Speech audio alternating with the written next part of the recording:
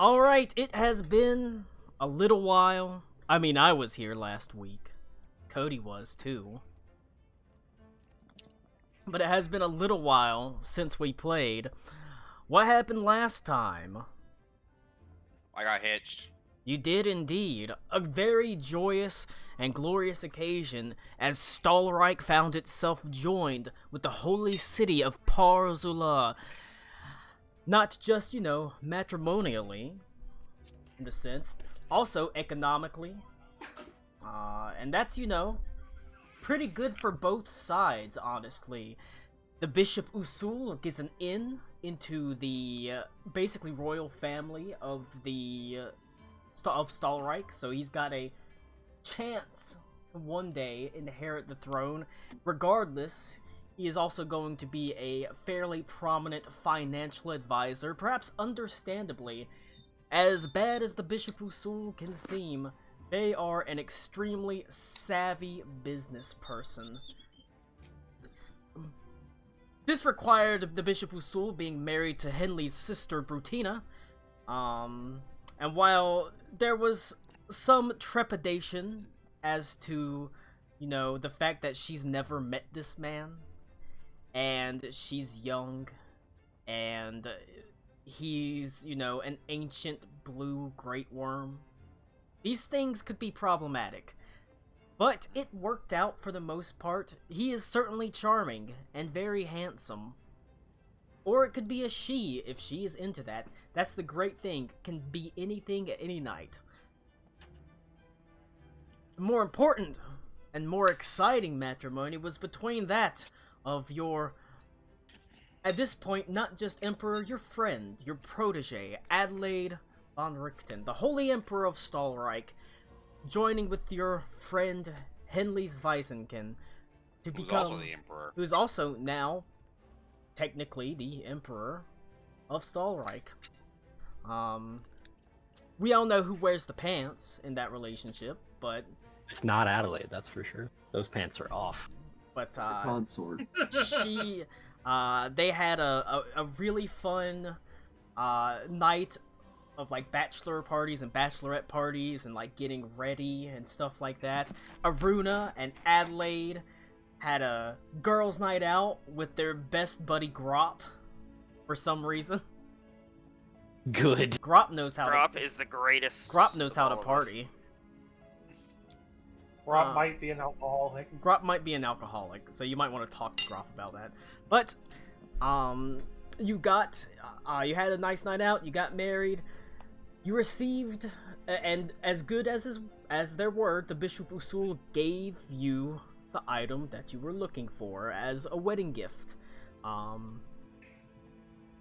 Those were basically like hand wraps. They are like, I forget how I described them, honestly. But they're hand wraps that I can ignite with holy power. They can ignite with holy power. Can use them to fly. Basically, you can use them to fly like Iron Man, yes. And in almost like I planned it, as if I've been working on it for a while, it keys off of charges based on religion points accumulated over the campaign.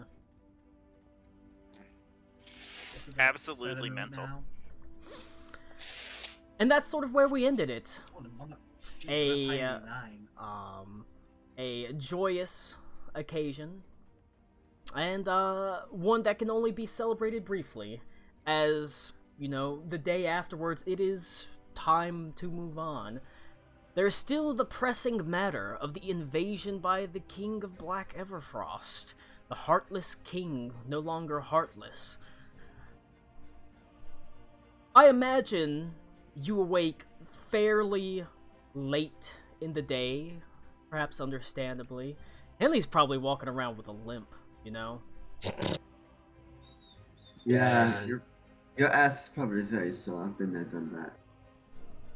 If, I don't know about that. If the entire Skyweavers are rocking. I hate that. But the You Dawn... just put like a sock on the anchor? But despite the fact that you may want the world and the universe to stand still on such a joyous occasion. The sun rises, the birds begin to chirp, people begin wandering the streets as reality has to come crashing down around you. Breakfast is a luxurious and very varied affair, as Basilicus has gone all out. A large spread of smoked meats, oatmeals, pies, fruits, fresh fruits, candies, and things like that. Breakfast beers, water, milk, all, he says, all, well, in large part thanks to that fancy-dancy bishop friend of yours. Had him waiting on the fucking docks this morning. Who's talking to me or Adelaide? Just both of you. Oh. Yeah. Oh, that's... I guess it's like a wedding gift? I don't know. It's good food. Ship's resupplies for at least the next month or so. Well... I'm not sure we're gonna remain on it, but you guys can enjoy it. Nipsey so says, not gonna remain on it. Where are you planning to go? You're not planning to stay here, are you? I think we're to... Oh, wait, we talked about going to the dimension, right? Talked about going to Sigil. Yeah, we're gonna go to Sigil while you guys go to the Jinma Dynasty. There is a sort of a voice from behind you, almost curious. It says, Sigil. As Madame Vestia sort of stands there with an eyebrow raised, says, I have not wandered out of there for nearly 20 years. Your portent dice is a 1. Nice. I use the one to know what you're talking about. I call dibs on using that one on honor. Okay, hear me out. When she tries to teleport us to Sigil, we use the natural one, so we all just die. Yeah, that makes sense. Time to play Someone Pathfinder. else can deal with this threat. It is a funny thing about Sigil. It's both the easiest place to get into and the hardest. Well, No. Why must you speak in riddles? I don't think she is. I think she means literally.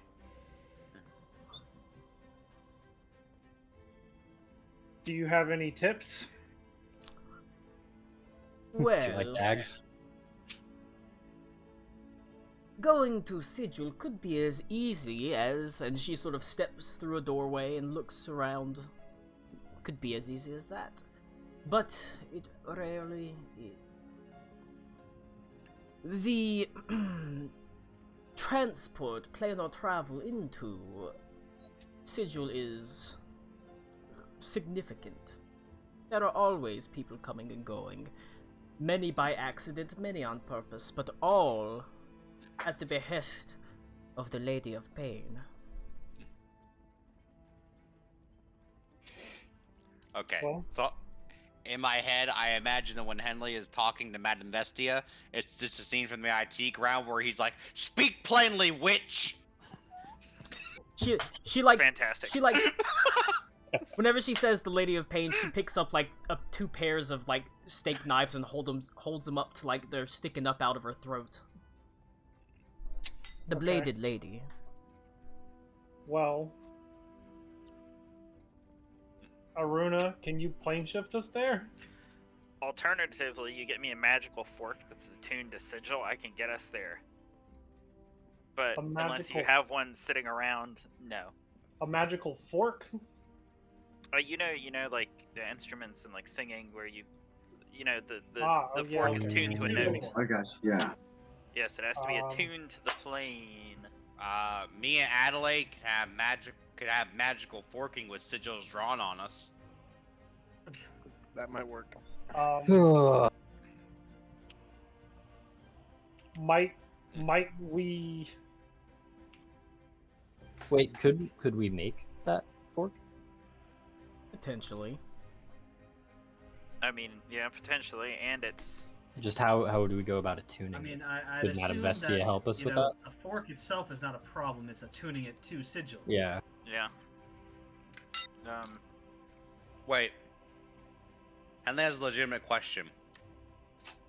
Do you mean like an actual fork? No, a tuning fork. No. The Couldn't an actual fork work in a pinch? I guess theoretically, I mean, but technically it does it's a have fork the same that is prongs. tuned to a note, but it needs to be magically attuned to Sigil, or I need to know the teleportation sequence. Colin quickly there. glances at his book for food-themed planes of But- existence. Wouldn't that be like yes. a teleportation circle somewhere on Starlight? You column. That has that sequence? I deeply apologize. we've used- Why are you we've- trying to go to Sigil? Is that where the next thing is? I Yes, mean, it's part of the Okay. prophecy. Okay. I mean, we could all We just used dramatically teleportation turn. circles before. Roll. We've all used teleportation circles before. Like, where is the one for Sigil? We dramatically all turn to Madame Vesti and go, "You know any teleportation circles?" I'm afraid that that particular sequence is unknown to me. What if we simultaneously do a dramatic eyeglasses removal? Roll an Like, arcana. in Tommy, roll unison. an arcana check. Yarp, I shall do so. I mean, we did just make an uneasy alliance with a giant ancient Then- dragon. Maybe they know. If I was to some way tell get you- here. That it was a natural 1, and I got a total of 12. I believe I you. replaced I the also roll natural one? If someone wants to Hey. help you, he can give you Can we advantage. replace Since that I'm also one? I'm One. also proficient in Arcana, so I can probably help him out with that. That's true. Or I You can can roll roll. it too. In fact, this is made with advantage because it is Redeemer knowledge, because he is also Sweet. proficient in Arcana. That's Wow. a crit. You know it's really funny, Beaver. I rolled my advantage one, and I got a 26 also. All right, it's hard specifically to find. It's going to be hard to find a tuning fork specifically keyed to Sigil just hanging around somewhere. However, if you get a tuning fork and manage to find something that bears some magic from Sigil, maybe it's an item from Sigil that's particularly strongly enchanted, you could sort of, much like there are, whenever you have one tuning fork and you hold it next to another, there can be sympathetic resonance. If it's the same, has to do with the hertz, you can sort of cause a sympathetic resonance in that tuning fork to tune it to go to Sigil. If you have a Easy. magical We're just item, piggybacking off of. basically. Okay, that's cool. Madame Vestia's So what's blood. in this? Is M still here, or is he staying with the monks here? You might want to talk to him about that. He's not currently at breakfast. Oh, yeah. Maybe the monks have something. No, I saw him wander off yesterday. Well, no, it was during the parties, so, or the after the parties, so. The I day mean, if somebody before yesterday. wants to go look for M while we go on a magical fork hunt or magical item hunt, we could do that too. Well, what I was proposing is, I feel like between us, we might be able to just make one. Yeah, we have a we smith. We need to find an item that has magic from Sigil in order to make one. Oh, to attune it. Okay, I'm sorry. Yeah. I'm poring over spellbooks while I'm Once again, having this yeah, conversation. it's Sorry. Getting a fork is not a problem. It's attuning it so that way it will get us there. That is. Well, how about we just make random tunes until it works? Yeah, just hold it up to your mouth and go woo until you hit the right one. Alright, so it's a 7th level Can't wait to spell, see right? Colin just start doing it. So it's a You 7th work level on that, spell. Henley. So I have a I'm 7th gonna and go- an 8th level, so that means we can do it twice a day. So surely it'll work.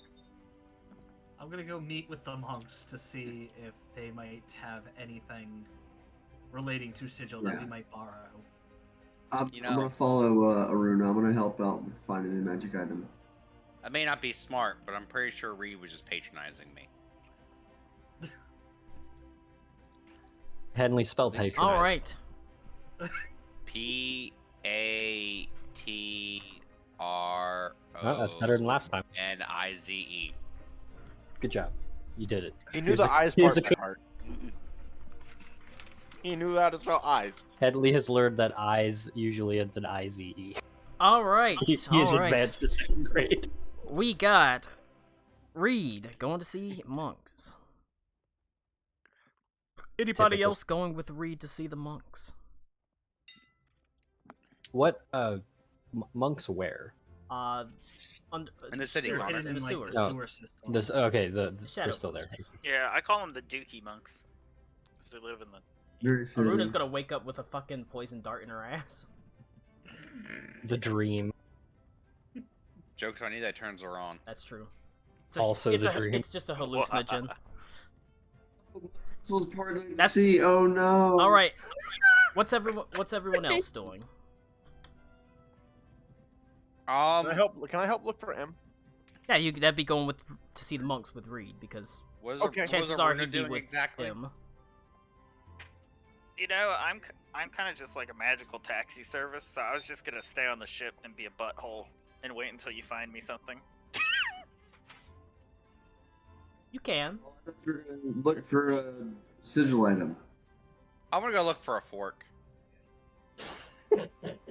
I mean, I expect Yeah. Henley to just come Listen, back. I look with at a Henley and giant say, assortment. Ask a blacksmith for a tuning fork. or just like we have a runesmith Wait, slash hang on, blacksmith hang that on, runs hang the on. bar that can make one. Hold on. Do I have a tuning fork? I feel like this is something that I might actually just A bard possess. might- It's bard probably might covered want in to tuning dust and not used at all. Potentially, yeah. There's no. You probably would. God, no wonder why he sounds so awful. What instrument did you play? I had a lute. Yeah, probably. Was that actually a test to see if the Amazing. instrument I possess would require a Amazing. tuning fork? I mean, it makes sense that you Knowing have Colin, one. yes. I'm just. I don't think you It's- use a it's- tuning it's fork. tuned to I F don't- sharp. I don't want to like meta that, but I do feel like Ito I might think no. I have think one. that's fair that you'd have it makes on your sense, person. yeah. It's something you just have. Oh, Yeah, the well, only problem is it's tuned to F sharp though. It's not like it would be something that would be hard to get in a city of Parzula's size and wealth, so it's fine that you would have. It's really not any easier of you having one on you than you just going to a shop and buying it. Honestly, Yeah. I don't so- want to. I don't want to rob Henley of his quest, so I'll let him go Also- look for one. Also, just to say, when we're looking for an item that relates to Sigil, if the monks don't have one, we may need magically inclined people to go so that you guys don't get swindled. No offense. Alright, well, I'm gonna go to the fork store then. okay. Henley's going to Goodwill. The fork store.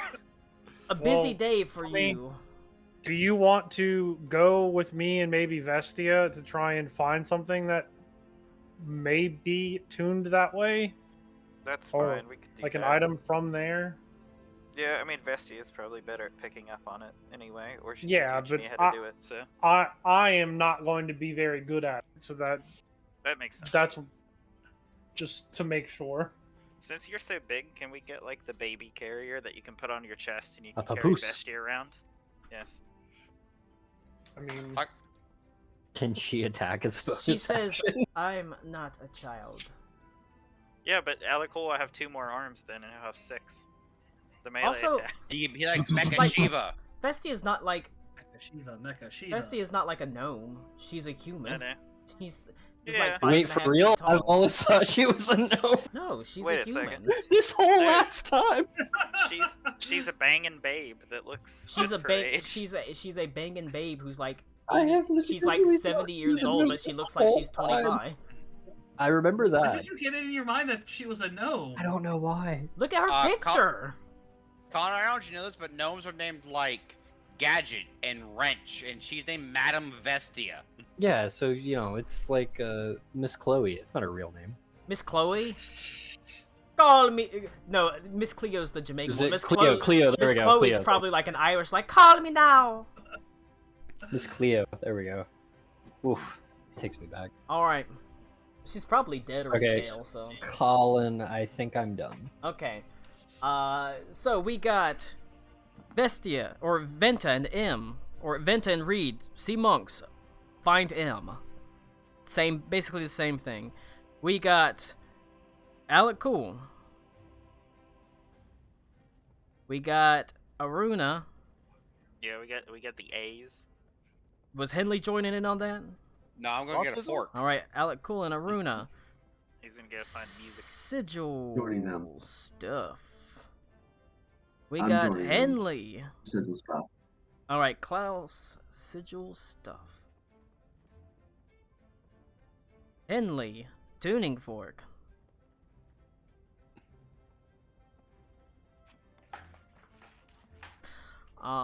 Before I, let's see, that's 1, 2, 1, 2, 3, 6.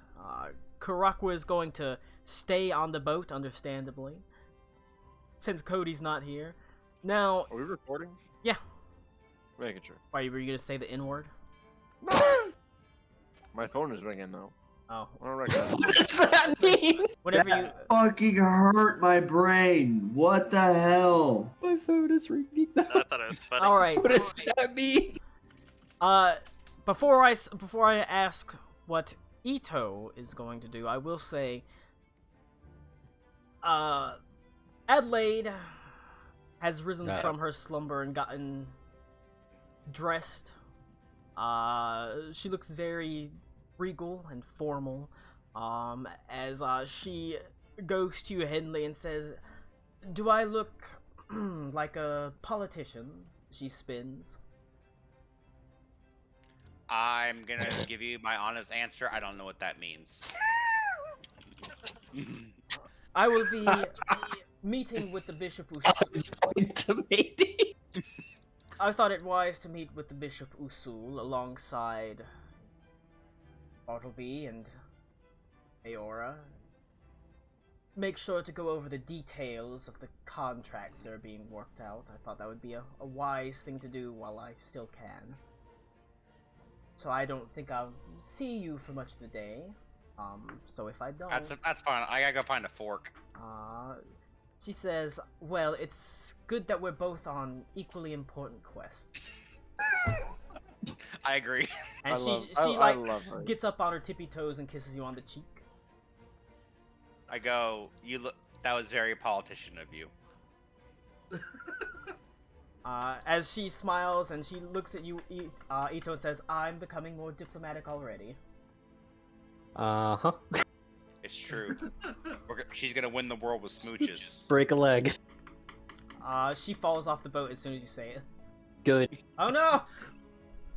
Henley knows the key to a good marriage. Just On the bright agree with side, everything On the she bright side, says. she won't break a leg because she falls off the airship dock. It's like 150 feet down, so... I'm not agreeing. I'm just stupid. But she... Oh, well, there goes the crowd. Because I wanted to give you, Connor, the chance. If you wanted to go with her, you could. You kind of missed being my best man and everything. Why would I be your best man? Okay. Because I didn't think about Crowder until the end. Oh. Yeah, no, sorry. Like I said, I had family shit going on. Trust me, I did not actually want to miss that session, but... yeah. Best man. I was gonna do solo Ito stuff, but I can accompany her. Well, if you want to do solo Ito stuff, you can. She doesn't need you. I just want to give you that option. As you are sort of still an advisory role. Sure. I will let her know that I'm gonna do solo stuff, but if she needs me, I'm sure someone there can send me a message. Alright, what is Ito's solo stuff? Ito is going Usually to... sounding.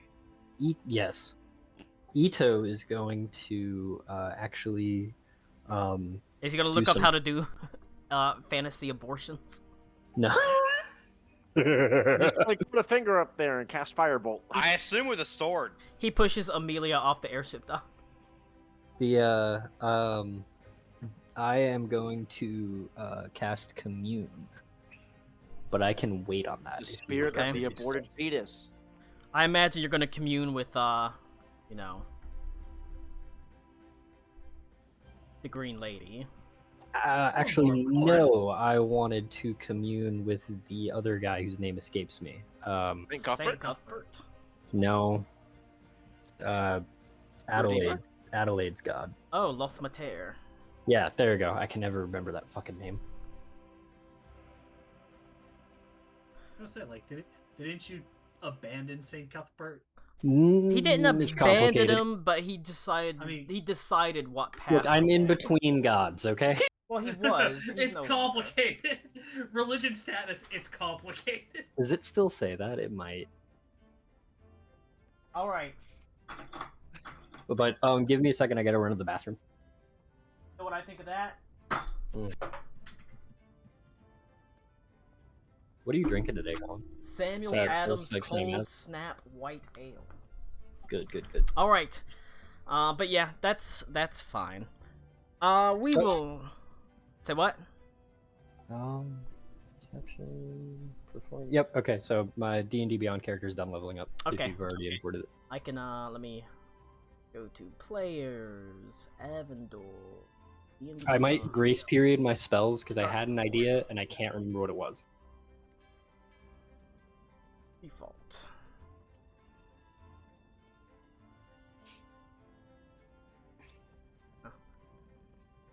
For some reason, it gave me a bunch of errors when it defaulted, or whenever I imported it, but it does say you're level 16, so. Alright, we can start with... We'll start with Klaus, Alec Cool, and Aruna. You depart from the airship into the wide city You're of missing all Parsla. three. Oh, you assholes. Alright, we're starting with Reed. I'm here. I'm here, but I'm muted because I'm outside. But they're not here. Get the gun, we're putting Ziggy down. We'll start with... Why? We'll You start... don't need to do Just that. eating, drinking our chips. Just leave her outside. She'll eat enough nails to do it. That's true. That poor dog loves eating bark. Alright, we are going with Venta and Reed. Are both Venta and Reed here? Venta's here. Yes. Alright. Sadly.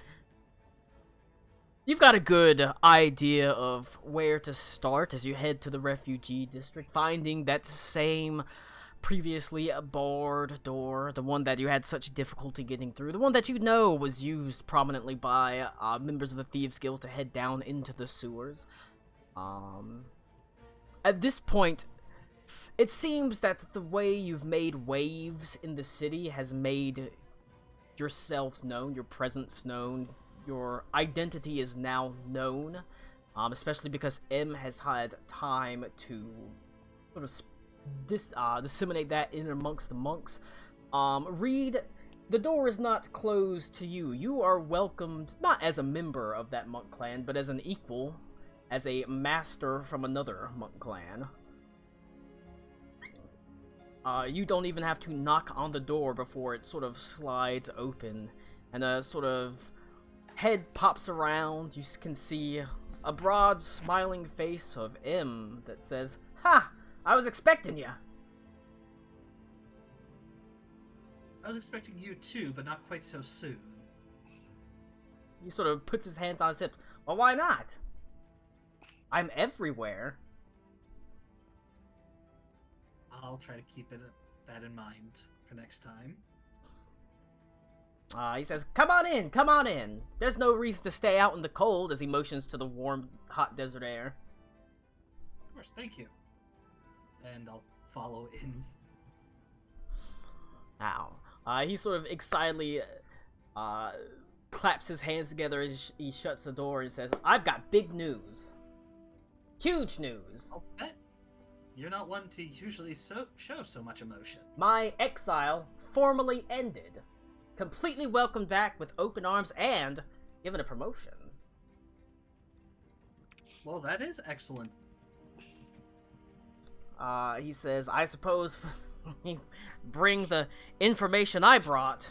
That's a pretty big deal. I wouldn't say I'm What the, information? about the Emperor, the deals with, the Emperor and, the Bishop Usul, what's going on in Stalreich. All that's valuable information. And I'm the one that, well, I wouldn't say I completely broke everything, but I gave him better details about it, because I saw it firsthand. I see. I even know what color the underwear the Emperor wears. Not that I shared that one. I'm sure Henley will be happy to hear that. You kept that to yourself. Henley wouldn't care. But I wouldn't say I'm in the right hand of the Grand Master, but, you know, maybe a right foot. Can't walk around without those, or at least it's hard. You did say you got a promotion. Anyway.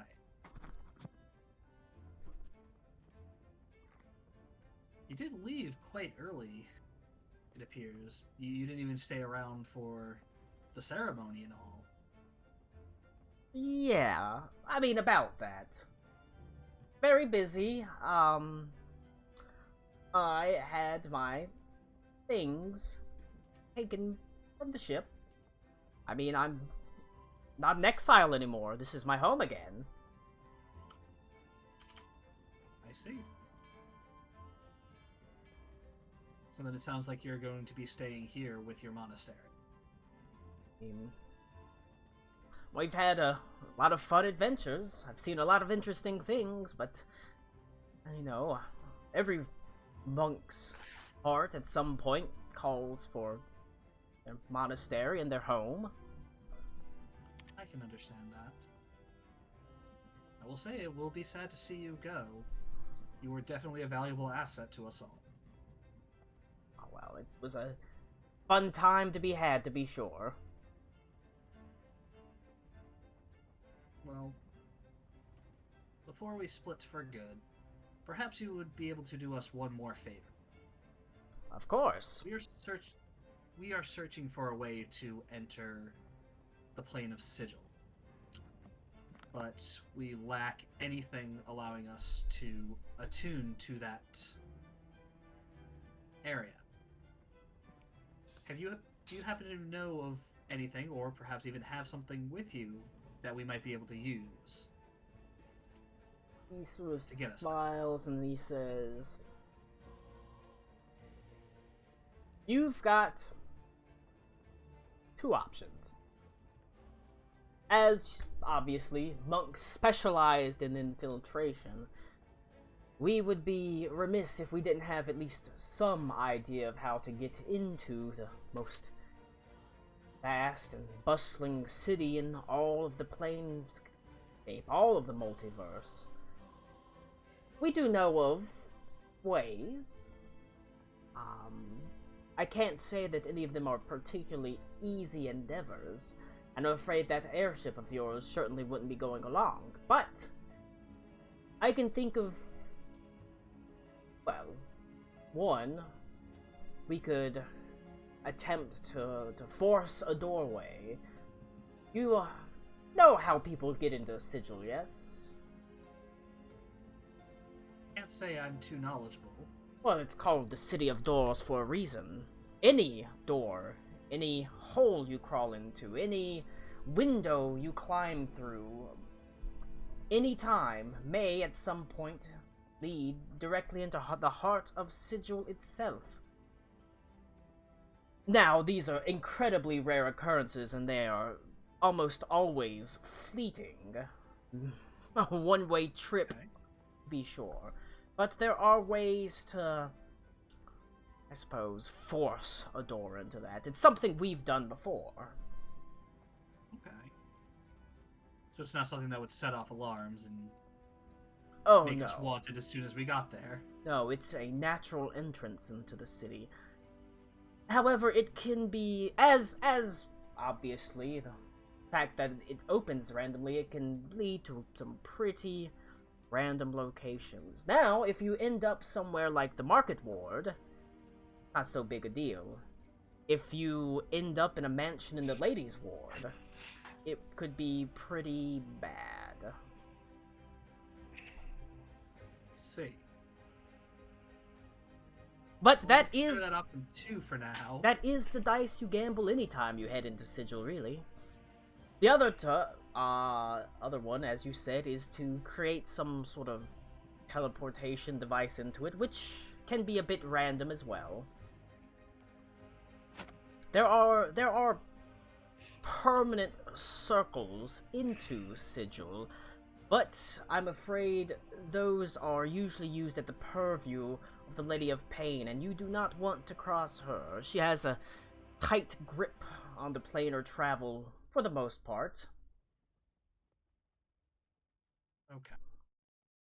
I don't think you're Either a... we She must- says, I don't think you're a demon lord, are you? You've never given me that impression. Not that I'm saying you couldn't fight like Lou one, reaches over and grabs his other character sheet. but the Lady of Just Pain... what I was waiting for. The Lady of Pain has very few rules that she enforces, realistically. She is something of a, well, bit of an aloof ruler, in a way. Very strict if you break her rules, but for the most part, the actual day-to-day crime and stuff like that, she doesn't care about. She doesn't really care if you murder someone in Sigil. She doesn't care if you rob somebody. She only cares that the city itself is safe. So were you to say, burn it down, or attempt to burn it down, that would cause her ire. Or if you are a powerful, something like a demon lord or a god trying to go into the city, that draws her ire as well. I see. So, as long as we keep a low profile and don't bring any higher powers, she's not going to bother us. Correct. Now, as for the second way in, do you happen to have anything related to Sigil that we could use to create the device we need? He thinks and he says, I don't have something personally, but I know someone that may. I'll leave it to the information broker to know the information. One would hope, right? I might have to go talk to the Grandmaster for a bit. Until then, you're welcome to, both of you are welcome to join the monks. Perhaps you'd like to learn a thing or two about the ways of Shadow.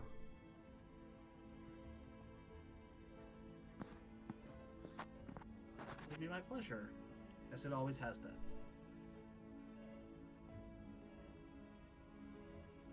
He bows his head and motions for him, for you to follow him down into the sewer itself. As he says, it should not be more than half a day. I mean, nothing ever takes me more than half a day. I'm the best at finding out things. Oh, excellent. And But- we will, of course, return his bow. He sort of bows and he says, he holds up his head, turns his head. Wait a second. Excuse me, no one bows more than Reed, and Reed continues to bow even deeper. Says, wait a second, I didn't even see you there, Venta. Yeah. I don't know, you seem like you were having a bit of a personal moment. I would have come along if I'd known that. What do you mean? We're always happy to see you here. Thank you. Thank you, Em. He's... It will be sad to see you go, though. Well, I've had a good time with all of you.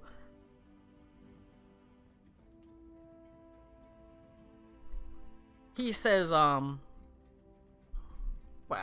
while you're here, I am a purveyor of information. Would you like to know anything? Do you know how my mom is doing back home? My mom and my dad. Well, specifically, as to them, the two of those, no, but the general state of the Ile de Royhan, from what I can tell, things are difficult. They've been rationing food pretty heavily. But as far as I've heard, things are okay. That's good. And considering this joinder between Parzula and Stalreich, I imagine they're going to get a reasonable influx of food here in the shortly. That's really good. Well, thank you, Em. I have ways to pass messages on. Would you like me to pass something on to them? Let my parents know that I'm okay, and that I'm healthy. He nods his head. I'm sure they'll be happy to hear that. He Thank you.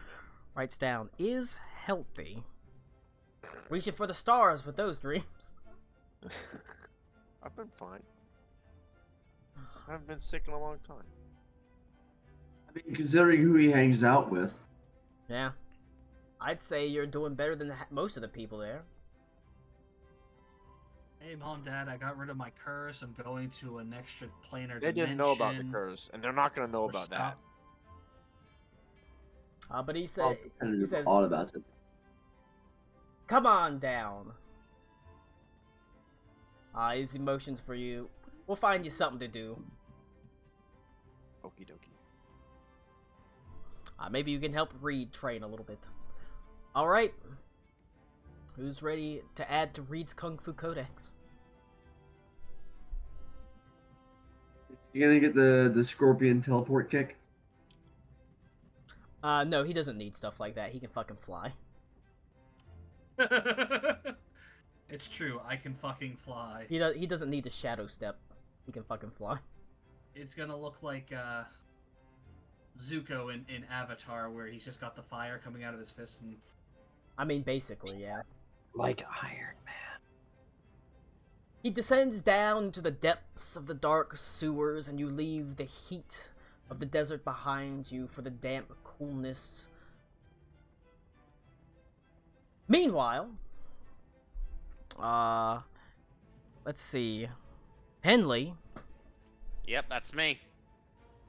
you head out into the city of Parzula, a city awash with the sights and sounds of a true metropolis. Merchants and mongers of all sorts shouting at the top of their lungs. You hear the sounds, or you smell the smells of a city, both good and bad. Obviously, there's always a faint stench of,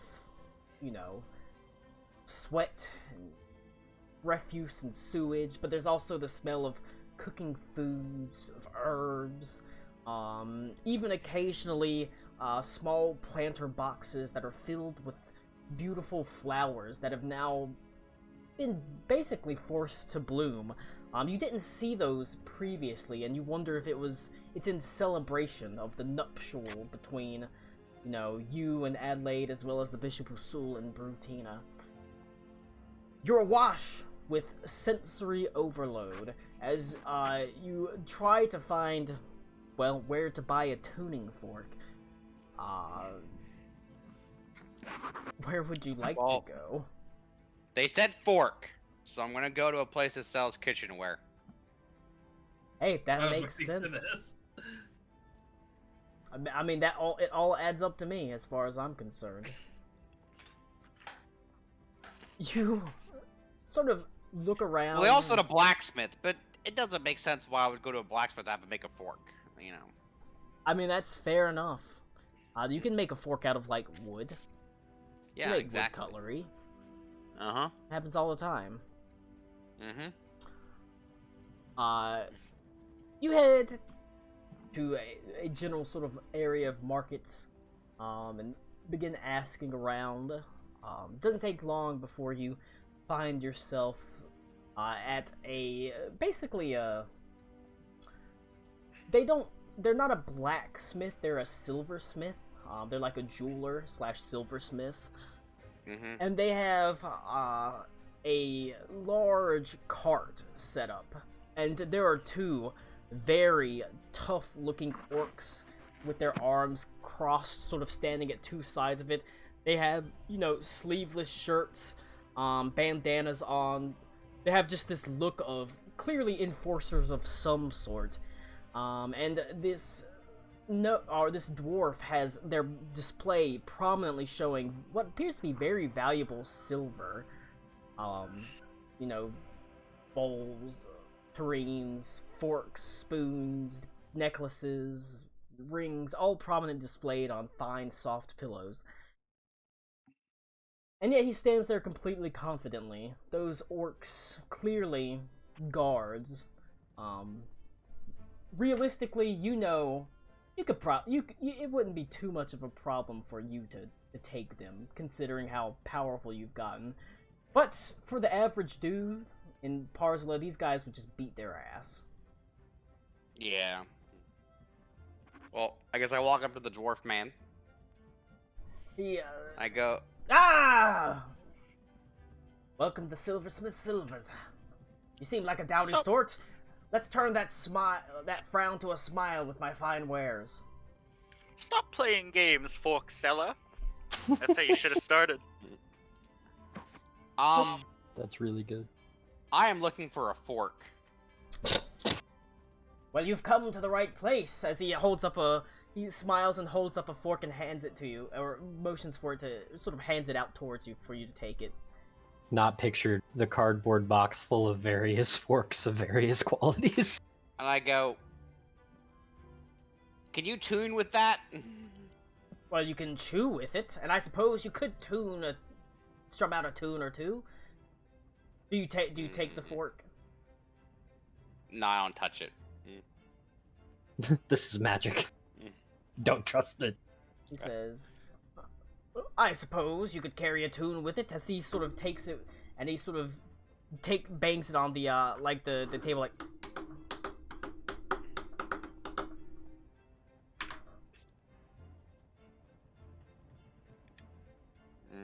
I can sell you a set of 10 for 5 gold pieces. No, I only need one fork. But it has to be a tuning fork. He sort of says, well, that is something that is quite rare. Typically, Oh, is it? Oh, yes, indeed. Oh. Typically, we sell these in sets of 3 or 4, but if you only need one, I suppose I could break up the set. It needs to be a sigil one, too. I don't know what that means. Oh, well, we have one of those. More rare. Do indeed. you? Oh, yes. Oh, cool. What's your passive insight? Oh no. Actually, it's not bad. My 11. Oh no. Oh no. Oh no. Well, we do have one of those. As I said, they're quite rare. Those, we usually sell in a set of tuning forks that are attuned to different places, sigil amongst them. They are our rarest set, one of a kind, actually. Okay, now that doesn't make sense to me. How is it one of a kind if you make them? How is it one of a kind if we make them? Because I only made one of them. Well, if you make a second one, it wouldn't be one of a kind anymore. So that seems like you're trying to get me. Hey, Colin.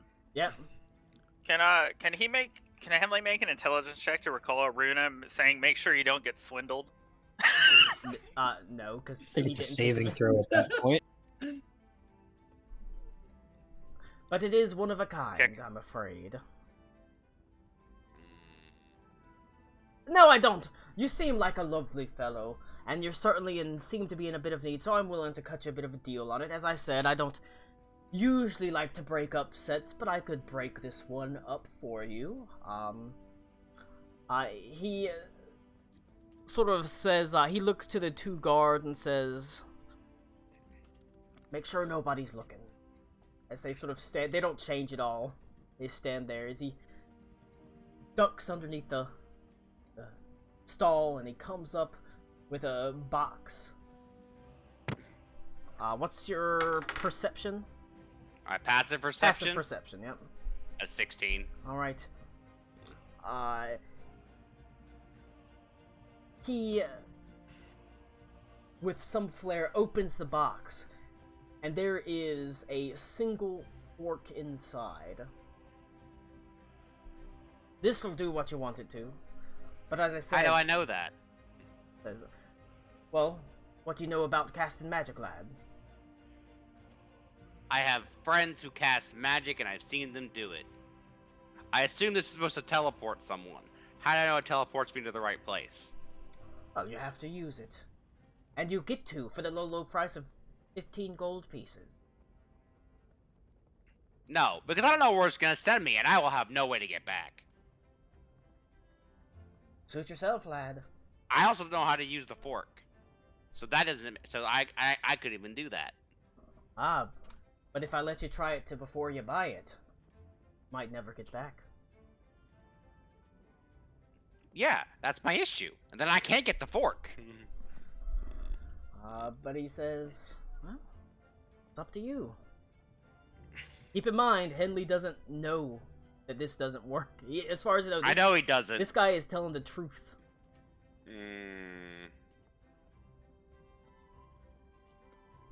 I don't know. I wasn't born last night. Oh, clearly not. Strapping young lad like yourself.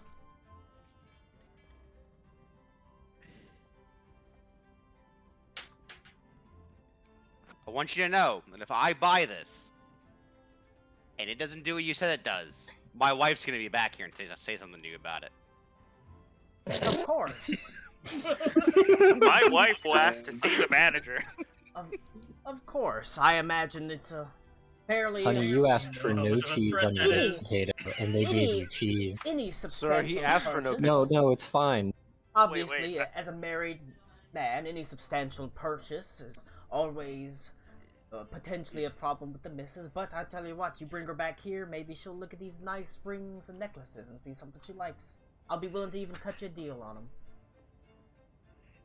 I think the funny thing is, inadvertently, you would piss off the fucking the bishop, and he'd just have the entire store incinerated. I'll tell you what, if you're worried about it so much, I'll give it to you for 12. More to the A little point, bit of a Usul would discount. be like, why didn't you just ask me for a tuning fork that goes to Sigil? I've got like 12. Why can't you make another one? Well, it's not exactly the easiest of items to make. Obviously, you understand it's how just a fork. difficult magic can be. It's not the making I the don't, fork you're right. part. The attuning it You're to right. Sigil. You're right, I don't know that.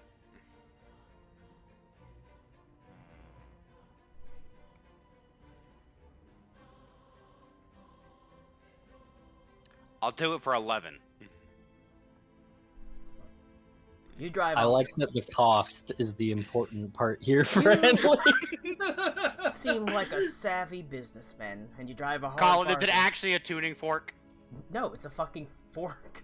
It's a Damn it. dinner fork. Jesus Christ. I still do it, I don't know. As he says, a savvy businessman indeed. 11 gold pieces is, and it's all yours. Alright. This man spent a person's like a huge person or percentage of a person's yearly salary on a single dinner fork. Henley, Alright. you really need to stop like looking like a barbarian, because then the world treats you like a Yeah. barbarian.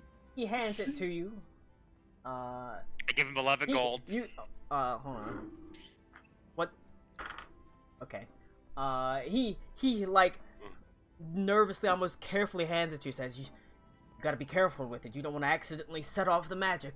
As he makes a Oh, perform, you're right. he holds it out gingerly and carefully to you. And I believe Okay, I take it. I hold it like this, and I go home. he takes the money and smiles and says, "It's a pleasure doing business with you." Do you hold it that way all the way back? Yes. I need to be I need to be careful with it. I don't know. I don't want to go to Sigil on accident. All I right. don't know how magic works. I might accidentally set it off. All right. I go find Aruna though. I don't go find Yeah, that makes sense. I would go find Aruna and take it to her. All right. You'll catch up to them after Klaus, Elkul, and Aruna. Alright. After Okay, whenever he goes that, you're Yes. heading out to find Sigil stuff, whatever that may be. Do you have any particulars in mind?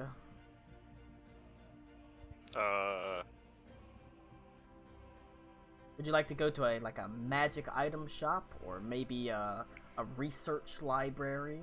There's a possibility, or So, the resonance idea. It's off of anything that has sigil magic attached to it, or does it have to be? it would have to be a significant amount of sigil magic. It can't be something as simple like this napkin was in sigil for 3 days. Ooh. So that Would that we be wouldn't able to work. differentiate? I think magic item shops probably. Yeah, Also, probably. we might But find how? something for Klaus's health. True. How Oh. how would we be able to tell the difference though between just like magic from one plane versus sigil? You could try to feel variations in it or inspect the runes, but realistically, you kind of have to take their word for it. So you might want to head someplace that's pretty reputable. Yarp. Gotcha. That'd be in the rich, Gotcha. probably in the rich districts. Yarp. And there Yeah, are let's go indeed. to the bougie magic shops. There are some pretty bougie magic shops.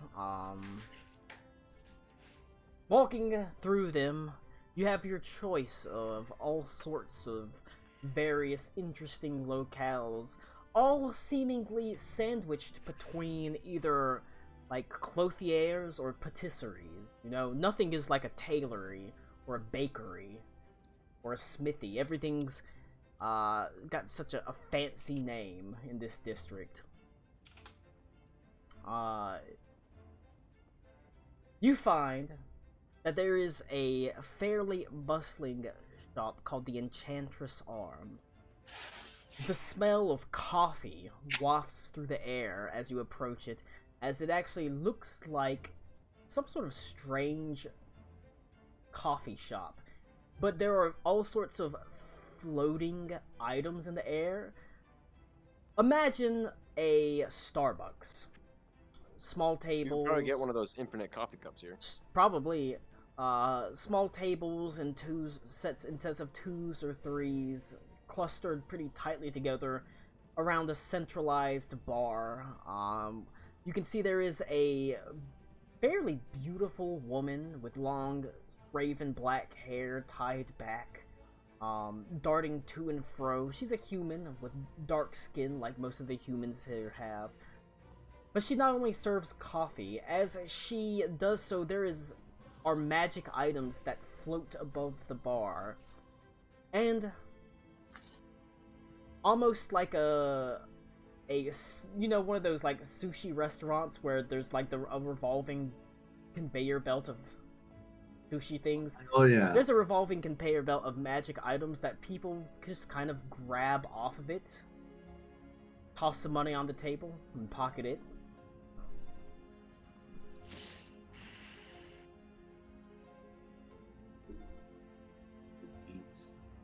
So let's check this place out, yeah? Oh yeah, Elicool's with us too, right? Yeah. Use your bugman eyes to detect the magic. Entering the Enchantress's arms, she smiles and says, "Well, I hope you have enjoyments for strong coffee and strong magics, because I have both in abundance.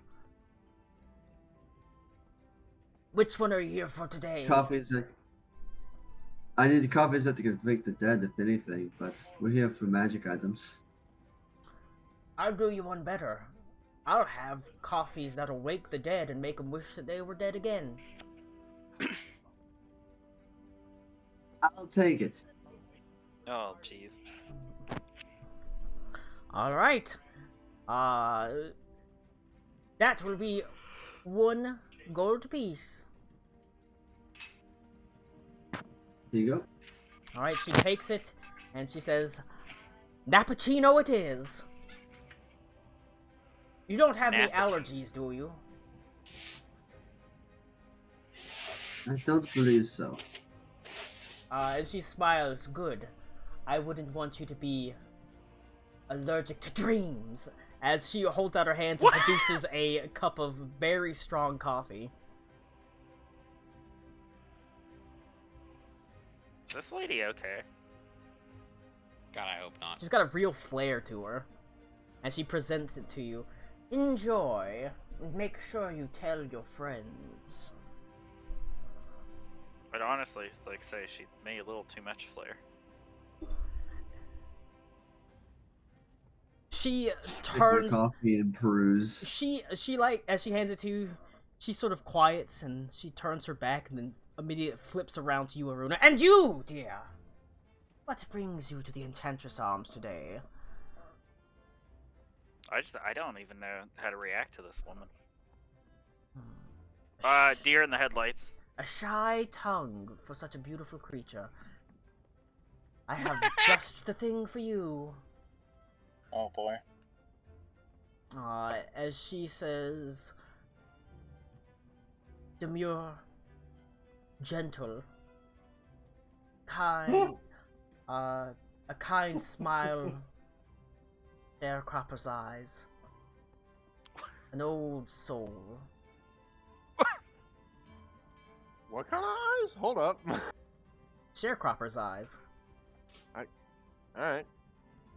Come on, Max, keep up. Do you know what a sharecropper is, Max? Yeah. All right. It was a thing that happened after slavery when they had to. It is a That's way of saying someone eyes look aged. They look aged. Okay. And just looking into Okay. their eyes, it's almost like saying you've got an old soul. Okay. Amazing. I'm sorry. Is it? Yeah, it showed the stress and work of sharecropping. Fuck you, Connor. Don't make me fucking just start describing imagery and fucking shit like that and what it and allegory and what that shit like that means. I love it. She hands you something gentler, smoother. A simple blonde roast for you, my dear. Do you have any Good lord. allergies? I don't think I do. I've also probably never had coffee. I come to think of it. That's good. Was this gonna improve my spellcasting or make it worse? Because I'm hopping off the fucking walls. Probably neither. She gave, like I said, she gave you something pretty mild. That's fair. And she hands it to you. Voila! Truly a magical concoction that you can enjoy. It's just coffee. but- Yeah, I appreciate it. She looks at Alico. Bug spit and fungus, yes? No. But no, she says, and you. I see. One set of arms grasping this world, another set being pulled into another, cast across two planes, spread thin. I What's have happening? just the thing for you. As she waves her hand, and poof, a puff of coffee appears. A nice, soothing, deep roast.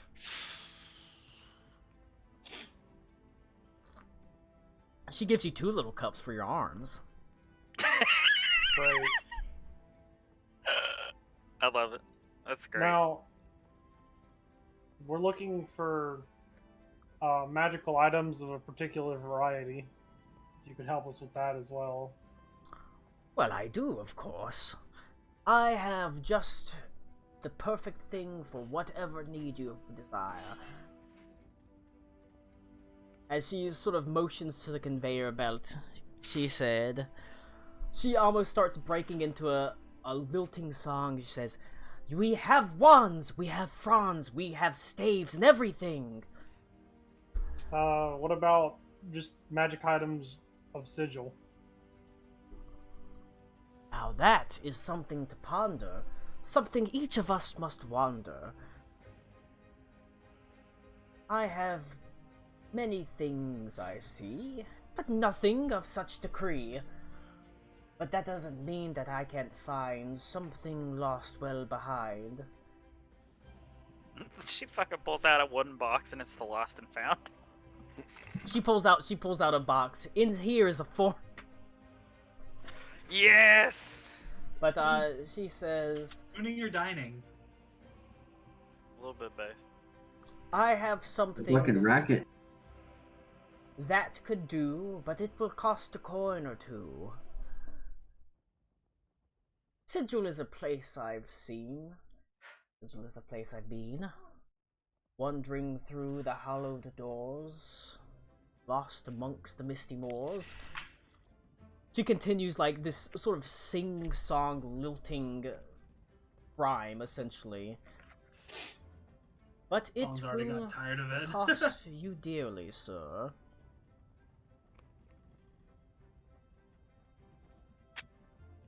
I need. First, we need to be 100% sure, and second, the coin isn't an issue. We'll figure it out. Well, I suppose that will do. If you have no particular worry about what that item is, it is, as she sort of reaches out, seemingly pushing your hand out onto the conveyor belt, and there's almost like an item that appears out of nowhere into her hand. It is a simple, like, runed... It's like a stone that has a rune inscribed on it. This was inscribed in the heart of the ladies' ward. Oh, A boy. token of some fine young woman. I believe it was, well, something of a charm trinket. At least I retrieved it from the ladies' ward. This woman had become infatuated with a rather strapping young lad. One that she was not supposed to be in love with. This was their solution. You think every charm is meant to make people fall in love or do things that others want them to do? Indeed, some charms are put in place so you don't love the wrong person.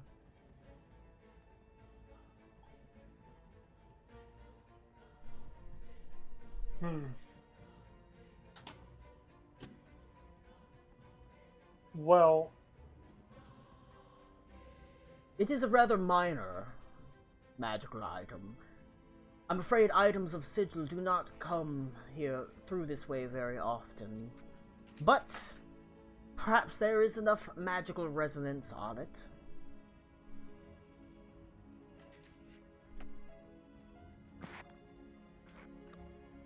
Should we like check it to like verify? You can roll I mean, an yeah. Arcana check, but it's Best I can do is $20. You can roll an Arcana check. You can. You can certainly try. did Vestia come with us? Probably. Okay. Yeah. I asked Vestia to also give a cheeky check. Fortunately, I have reliable talent now, so that's a 16. You have advantage. You have advantage on Arcana checks. You have advantage on checks that the Redeemer knew. Which was Oh, Arcana. fantastic! You have advantage on Arcana checks, History checks, and Religion checks. Awesome. That's still a 16. I got a 29. All right. Cause I have plus 11. I finally rolled well. Here's the problem.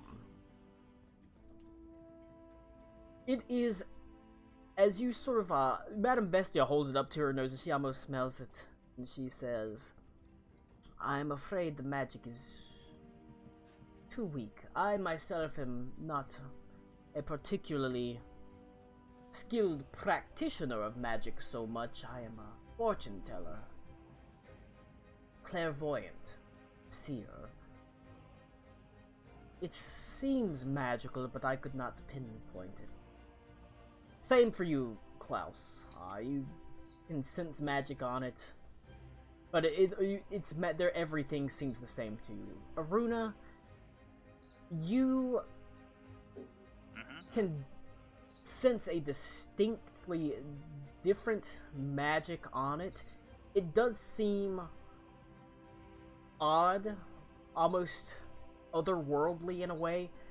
The real problem is you don't have like control to test it against. That's entirely fair.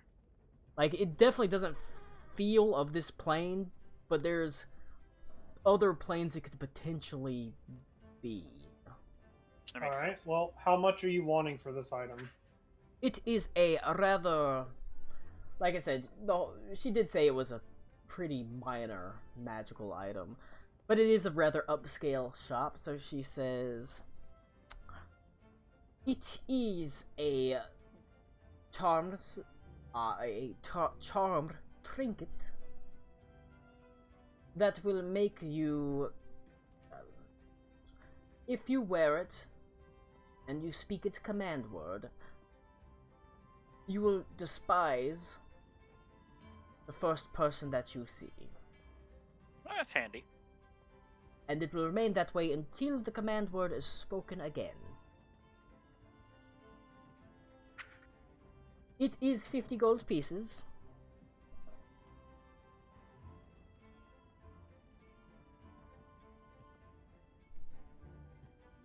Box that's open. It's not. How are you guys on gold? Oh, I'm flush, baby.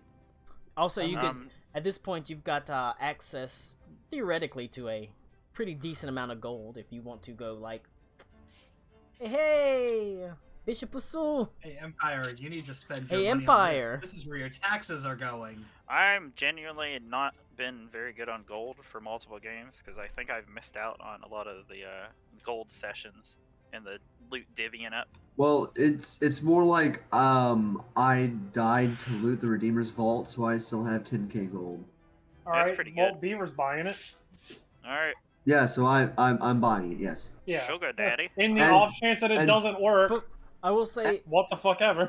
as part of your resupplying, everybody's gets 1,000 gold pieces, except for Oh. you, Beaver. You've got enough fucking gold.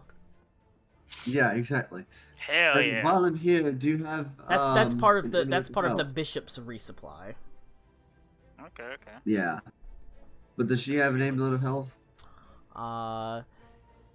She unfortunately does not have that amongst her wares. I'm rich, baby. Damn.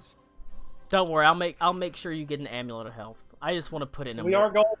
We're going to Space Walmart. I'm gonna We'll be put it. fine. I want to put it in a more fun place. Beaver. What? I want to put it in a We're more going fun to Space place. Walmart. We're going It'll to be fun. Heathcliff's. Sometimes it's It'll be like great. Space Costco. You can kind of do anything there. They even got the dollar slices and everything. You'll learn all Yeah. about Heathcliff's, and you'll be able to get literally any magic item. Oh my god, wait. Is this Beaver's first Heathcliff?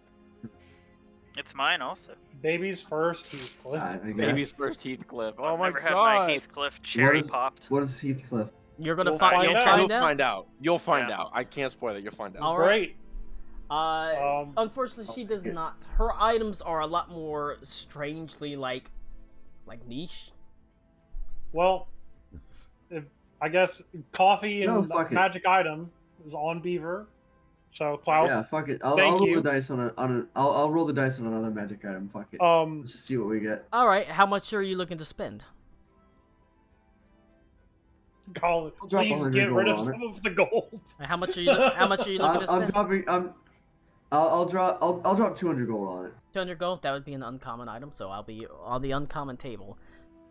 Do you want? Spells. Do you have a particular thing that you are looking for, or like a particular like slot, like a wondrous Straight item, rolling. or is it literally any item? Just straight up rolling on a table, I think. Okay. That's a lot of items, buddy. Someone add this up for me because I have to look at it. So I I'll need. pull out my calculator. I got it. Okay. Tell me when you're ready. I'm good. All right, 60 plus 24 plus 18 plus 16 plus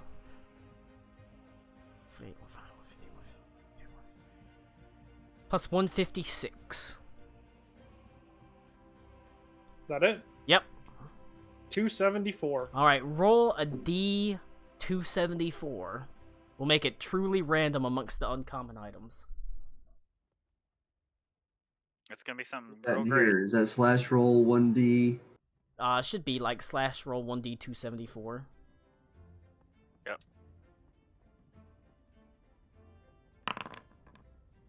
135. 135. Okay. Now I have to. What is this roll? 60. 84. See what item it is. 94. Is Beaver's he just buying a dropping. random item? Yeah, he's just dropping Good. 200 gold 5, on a random uncommon. 121.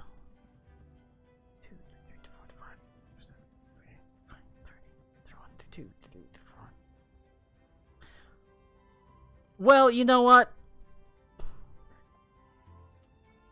That's a little unfortunate. What I get?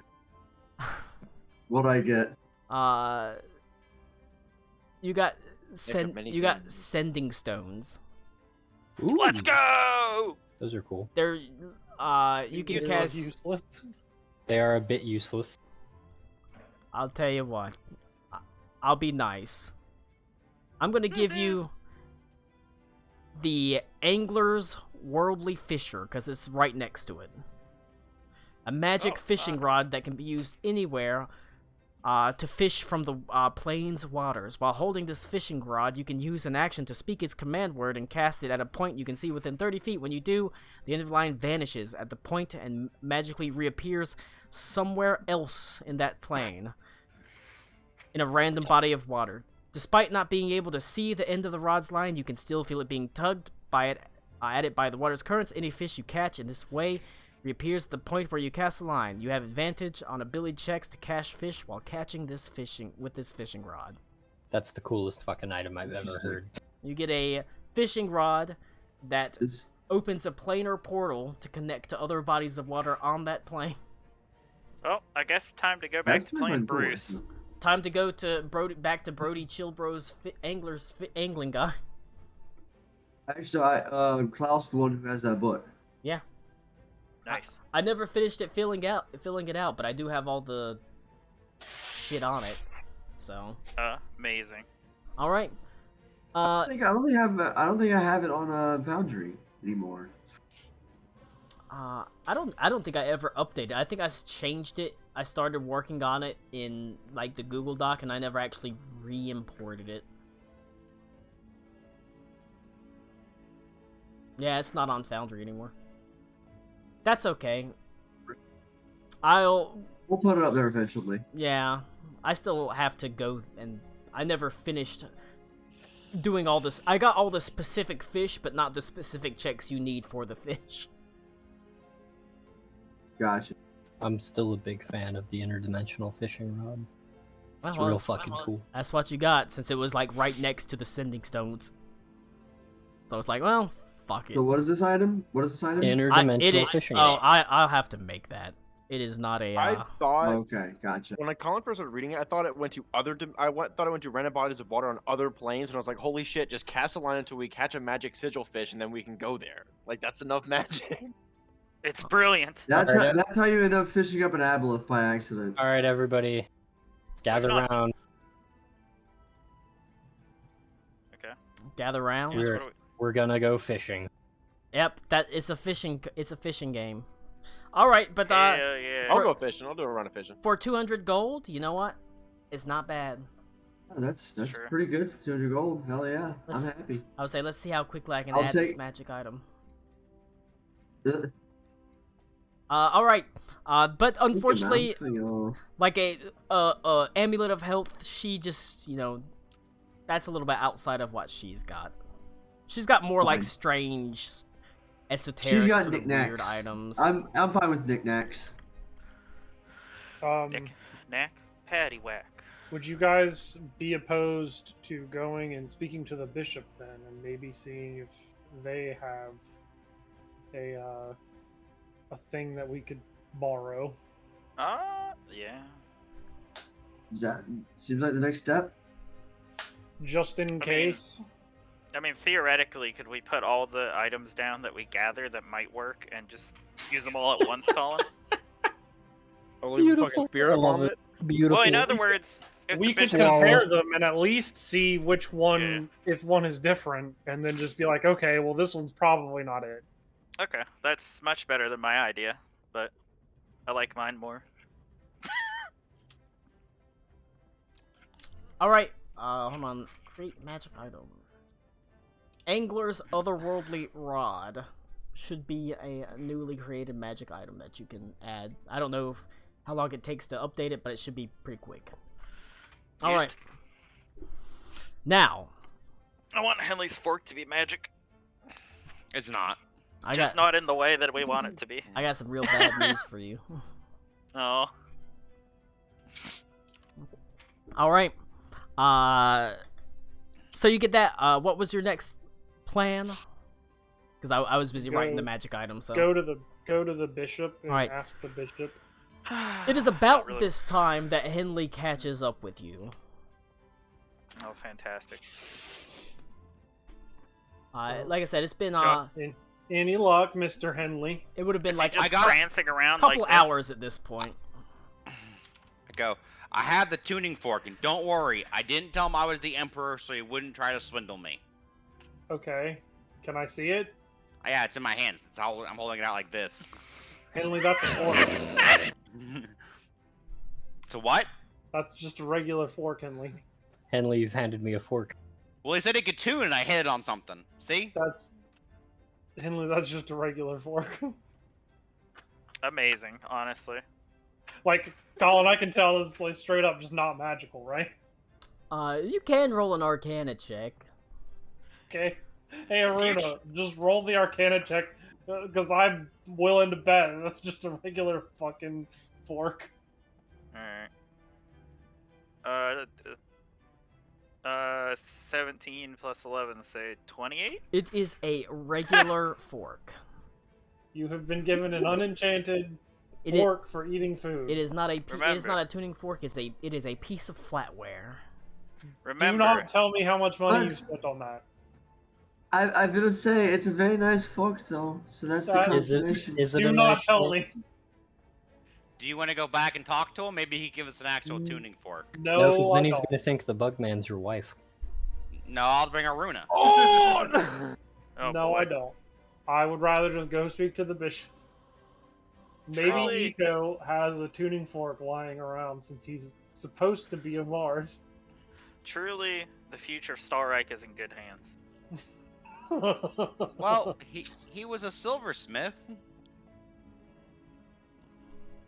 So Didn't marry him for his It birthday. is a musical shop. It is a along the well-made. way. I will, to its credit, it's a well-made fork. It's a very It nice. is not fork. an 11 gold fork, no.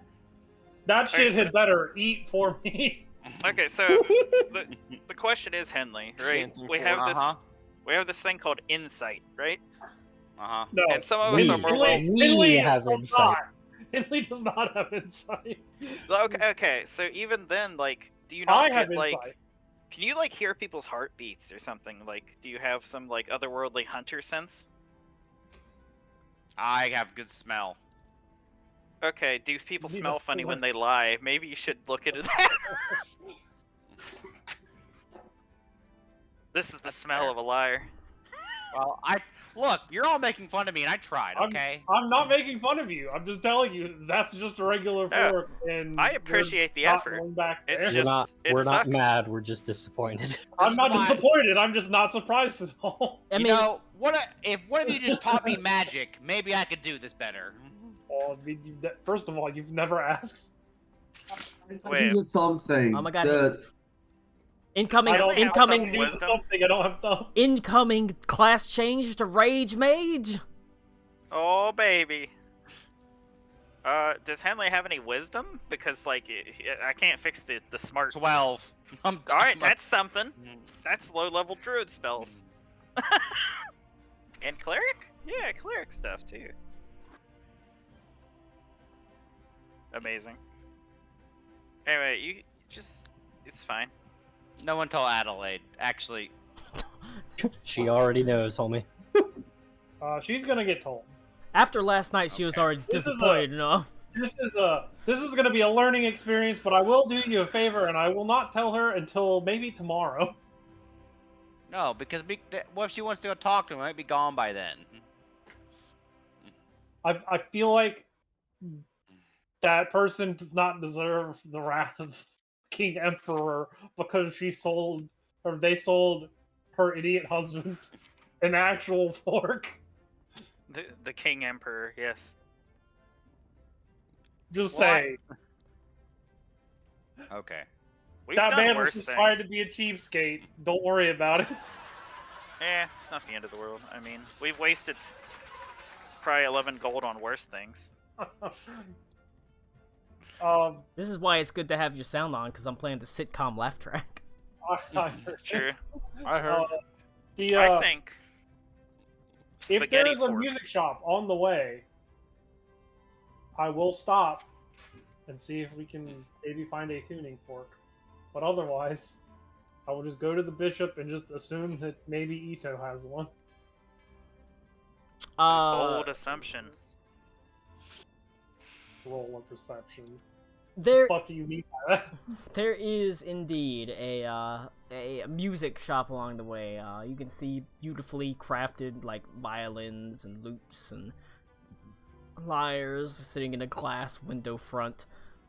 As you step inside, there is a rather severe-looking gnome with a powdered wig wearing a long conductor's coat. The tails drag on the floor behind him. It looks like the powdered wig has a significant portion of the powder has descended onto his cheeks and nose. As he says, "Welcome, how can I help you?" Wait, Oh, boy. We need a tuning fork. why are we at a music store for a fork? Tuning fork. Kindly, please. This joke won't get old. He Okay. eyes you and says, "A tuning fork? That's a Yes. simple item. Yes. Okay. What note?" Honestly, do you have a variety? Of course I do.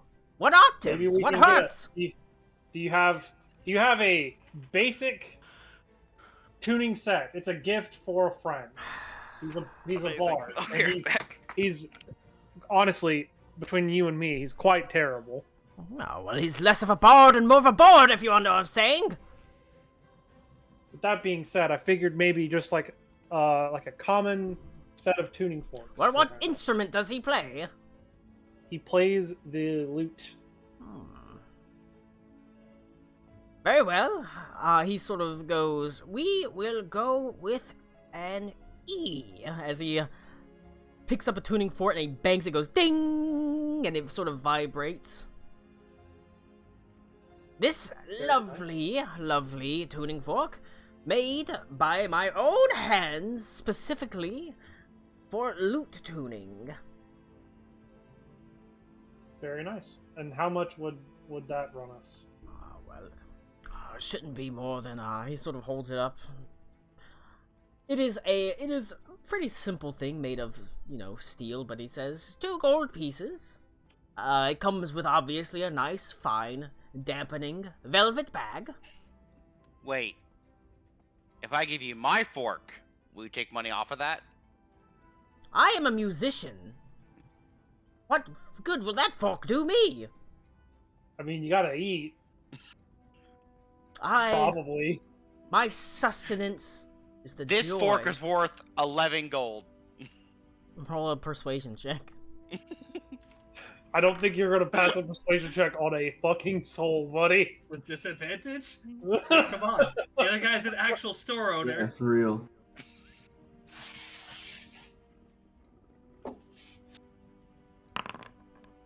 I A hate six. this quest. Oh man. Henley, he looks at you and then he walks over and he grabs a stool and he sets it down in front of you and he climbs up on top of it and he reaches up and he grabs like the cuff of your shirt and pulls you close. He says, "My sustenance is the beat of the drum, the timbre of the lute, the strum of the harp, Your fork means nothing to me. Oh my god! I'm so angry that Tommy wasn't here for that. Nothing. Well, Yes, sir. Can we just kick Henley out of the group and recruit this guy? Klaus, He's married to Emperor. I feel like his use is done. Klaus, could I have 2 Yeah. gold to pay this man? Oh, now Tommy shows up. Fuck. Sure. Here you go, buddy. Thank you for your A deal well struck. Thank you very much. As his powdered Tommy hand just reaches gets out the and takes the gold. greatest NPC ever. He gives you like a nice, like, it's like a black velvet bag that has the tuning fork in it. Is it monogrammed? It's not monogrammed with like your name, but it does have the note that it is. It does have E Oh. on it. Is it in fancy calligraphy? I mean, yeah, obviously. Is You're it gonna fancy enough so that Henley can't recognize it as an E? Because that's my benchmark. for Probably, fancy actually. calligraphy. It's like written in fancy. It is obviously written in fancy calligraphy. If you're gonna make the black velvet bag, you might as well get the fancy gold fucking thread calligraphy on it. I need an unrecognizable quantity of curly cues. Colin. Yeah. For the new Saturday game, can I play a bard that uses tuning forks as melee weapons? Shurikens. I could probably figure it out.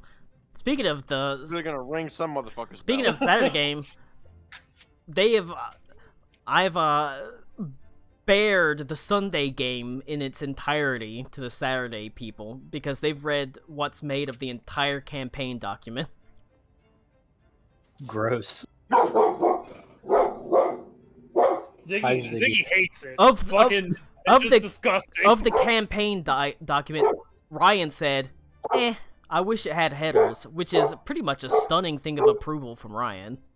Ryan was like, "Boy, I was really tempted to just edit it and add headers and titles and stuff so you could just sort through it." Like, no, too bad. You get the word salad that's been exploded onto the page. He was also tempted to copy and paste the whole document to then do that on a separate document. Too bad you get the word salad on the page, which is all What document is my that? free flowing idea. It's the actual like campaign document, like not The not the notes. primer document that I've sent you. The full GM document. world history campaign, which is not done yet, but it is currently.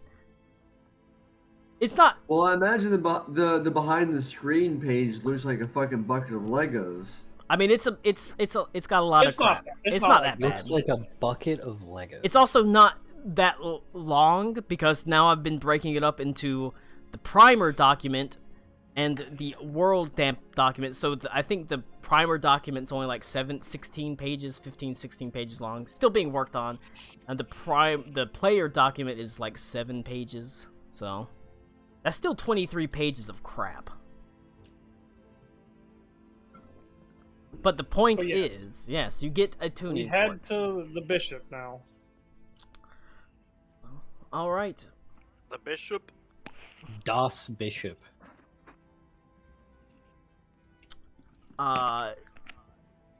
You head to the Azure Vault, the palace of the bishop. It lacks. It does still bear some of the decorations of the previous day's excitement. The sort of wedding. There's still some hanging streamers and things like that that are still being cleaned up. You ask as to the bishop, and Henley, obviously, they recognize you and your group. Obviously, you've been Yay. being followed this whole time. You already know you've been being followed the whole time that you've been in Parzula. And so you're allowed admittance without much hassle. You actually don't head...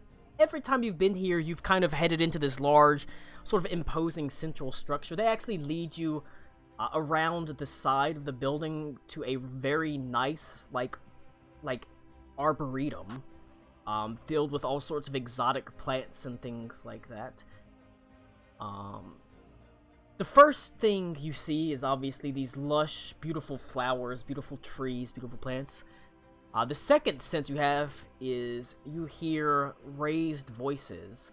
And as you get closer, you hear a somewhat shrill voice that says, 2% taxes on imports of fucking silks? Bartleby, you're crazy! As you hear Mayor and Bartleby just arguing over basically import taxes. In this case, it is as you get closer, they're arguing over importing from the Jinma dynasty, which is the predominant silk provider of the world. But they're mostly arguing in and amongst themselves as you come to like a nice like wrought iron table that is beautifully crafted. It looks like vines that are wrought iron vines that are holding up a like glass tabletop, and there's just papers thrown all across it.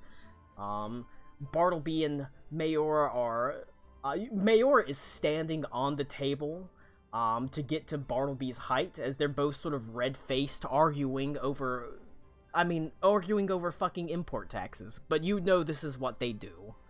They've been like this since they've sort of started butting heads against each other. Butting headboards. I mean, there's not a romantic attraction between them. They just Yet. they both really love accountancy and numbers and taxes and things like that. The anti-Henley. I ship Mayor and tags.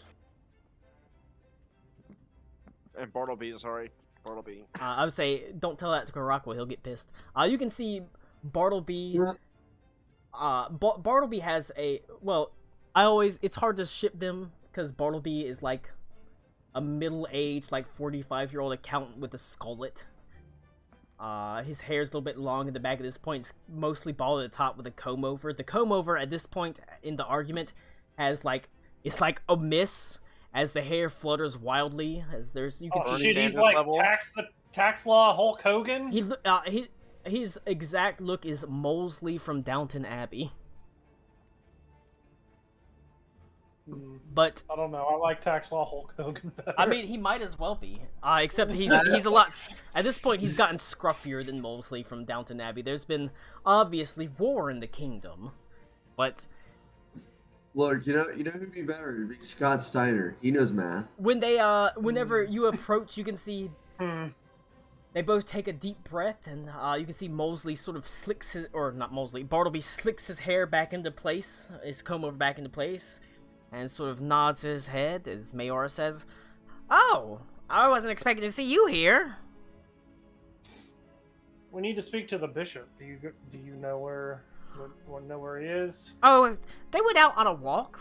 The Emperor, Brutina, and the bishop, they were walking the gardens.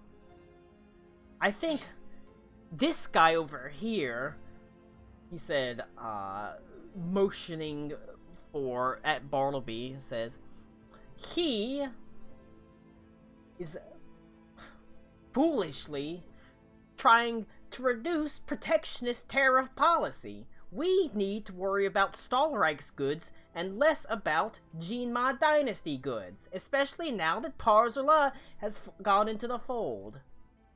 And they start arguing over tariffs. I do, not to be the bearer of bad news, but I have a feeling that our relationship with the Jinma Dynasty may not be super great soon. That makes them argue more as Moses says, "Ha! Ha! I told you, if we're not going to have very many goods coming in from the Jinma Dynasty, we're not exactly going to need protectionist policies, are we, Mayora?" As they start arguing even harder. You two are something else. Let's just circumvent them. Yeah, I just start walking away. You just say, fuck it. Hey. They're inconsolable at this point. We'll use Henley. Henley can smell his sister from a mile away. That's find her disgusting. That's weird. Yeah. He lifts his nose. I smell flowers and menstruation. And Axe body spray? Anyone else remember that scene at at the end of What We Do in the Shadows, where the vampires are like, I can smell a virgin at 1,000 paces, and then he goes, why don't you walk 1,000 paces that way and go smell yourself then? I love that movie. That's fucking great. Amazing. You walk the arboretum, the beautiful flowering trees. Cascading leaves fall from the sky like gentle snow all around you. It's a very peaceful, very pleasant place. As you walk the paths, you pretty quickly catch up to them. You can see Brutina and Adelaide walk sort of arm in arm beneath the trees. They're sisters now. I mean, truthfully. The Bishop Usul walks slightly behind them, a little bit of a smile on his face. They're walking quietly as you catch up to them. Brutina seems happy enough. She is wearing finer clothes than you're used to her wearing, Henley. Perhaps understandably. Yeah. However, she does have a very, nice crown that has been made, like a little tiara that has been made, interwoven of... At first, you're not... It looks a little bit garish. A little bit too big for her. As, you can see... It's beautiful, silver threading and gold threading, but at its, instead of a gem where you would expect it to be, there's a fairly sizable, about the size, maybe half the size of a fist, a piece of bone. That's weird. What kind of bone? You can roll a nature check on it.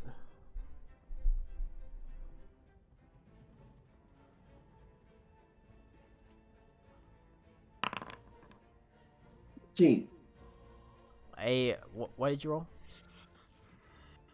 I didn't. 14. I didn't. Yeah. Okay, I heard you. The first time it was Yeah, 14. it was 13. Yeah. What the fuck, Discord? Get your shit together. Cody's fudging the roll. Yeah, right. No, Just making yelping noises. Those good old yelping Yeah. noises. Yep. All right. Looking at it, your sort of eyes in. It is what appears to be a bone unlike anything you've ever seen before. It does not look like a beast's bone. It looks almost humanoid in nature, but it's way too big, if you know what I'm saying. So probably like a giant or something.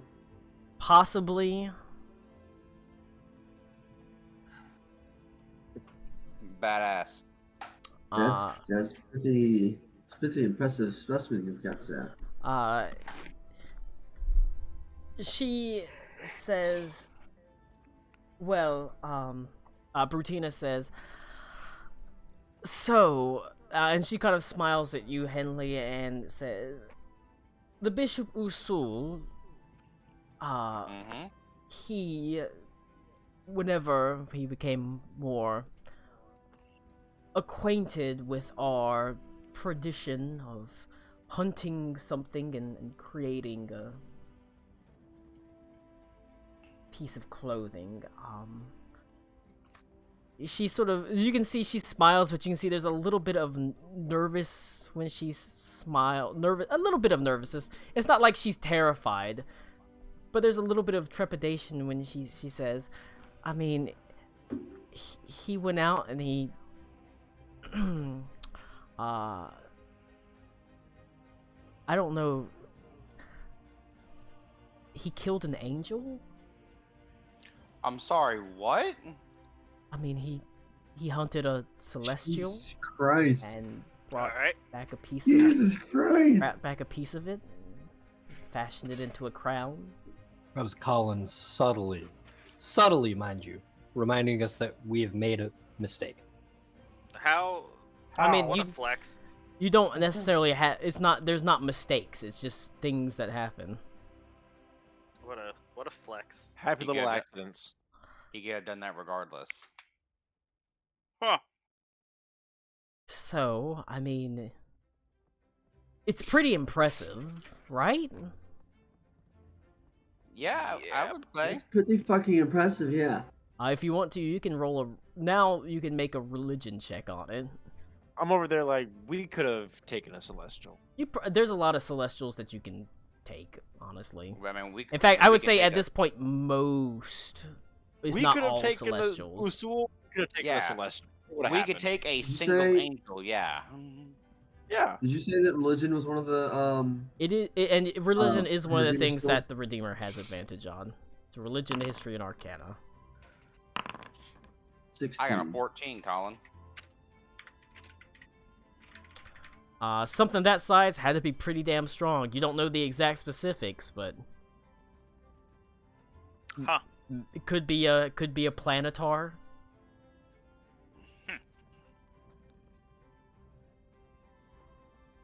As cool as that is, I think we're getting distracted by how cool it is. We should probably just.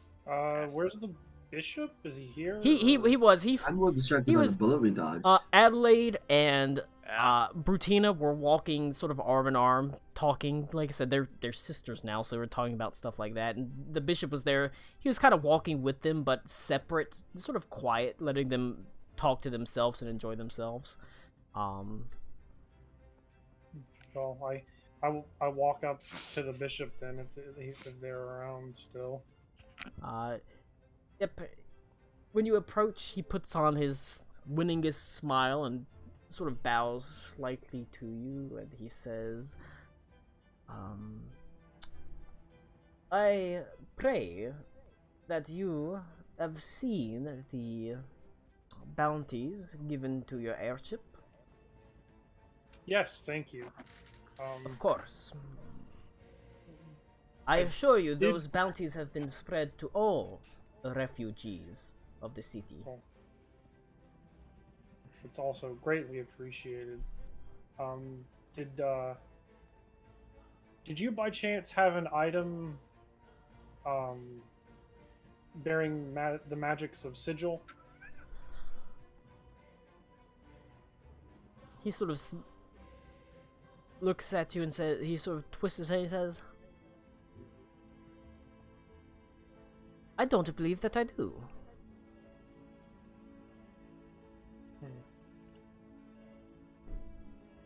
Do you have a way to get to Sigil?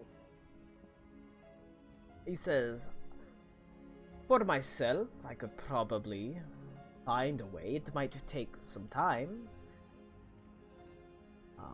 I can shift into that plane and travel there.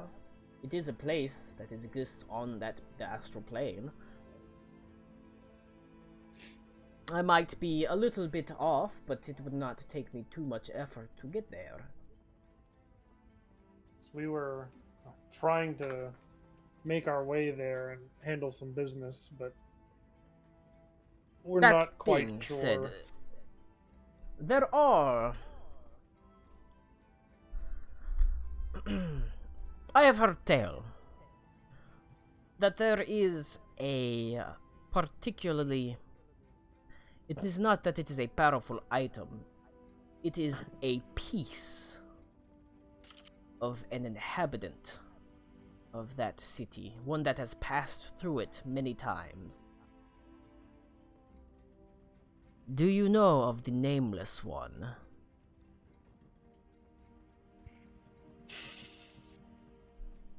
I'm Dark assuming Ice off the top Musician. of my head, no, I do not. But I will That roll. you a history you check. can roll a history check. It is a wildly high history check. Oh, I have a +5. Would a 25 get it? No. Then I'm not going to roll. Wildly high. 18. I do not. No. Which actually I can roll. I can roll a I think a D8 on top of that. You do have to does get. the You'd have to get to a 30. What about Redeemer? The Well, that the just gives Redeemer me is advantage. Klaus's advantage. That's why Oh, Klaus okay. has advantage, because it's basically the Redeemer has Gotcha. his knowledge, or he has the Redeemer's knowledge too. But it would be a 30. You don't know anything about the Nameless One. Yeah, no, I haven't. Don't believe I've come across anything about a nameless one. That is understandable from someone from the material plane. I myself know very, very little about him. He does not often frequent the materium. He prefers, well, the astral planes and the planes adjacent. He is an immortal, though none know why he is an immortal. He is an enigma, a lost one, and a man who's died 1,000 times, and a man whom life holds prisoner. He's wandered all the planes for an innumerable amount of time.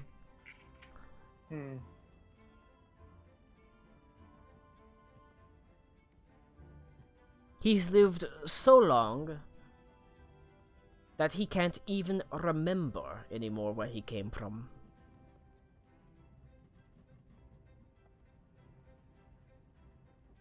There is a piece of him in the city. In this city. Oh, yes.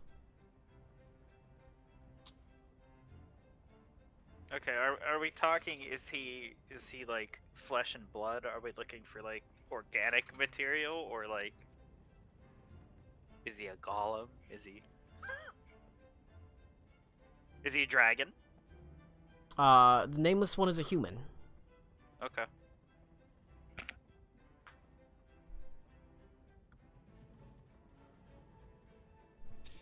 And this piece of him, is it something that we could use to get there? That you would permit us to use to get there? Of course. We are allies now. Your success is my success. True. Anyway, I missed that part. I didn't hear what was said. No, what you missed was the gnome freaking musician. That's true. It was Hell pretty yeah, I amazing. like that guy. He's having a good time.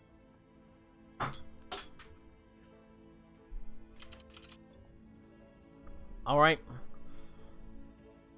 But, he says, my sources that I know of, that I can find out from, are surely going to be able to locate him. I know I can find out anything that is in this city.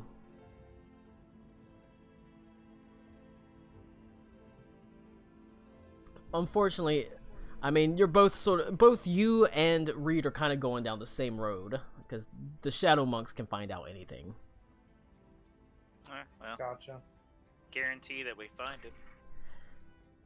But I do that a lot, because sometimes you need multiple leads leading to the same thing to make sure you kind of get there. Yep. Alright. So we'll just have to play the waiting game. I will send word to my contacts.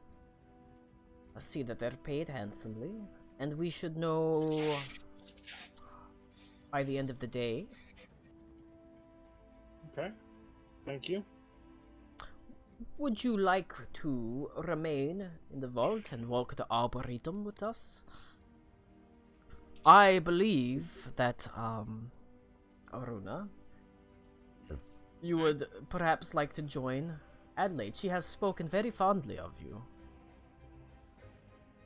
Oh yeah, I forgot Adelaide came here. Yeah, that sounds like fun. Alright, Aruna. You Woo-woo. walk arm in arm with Adelaide and Brutina. Mm-hmm. And, Cute, cute. Yeah.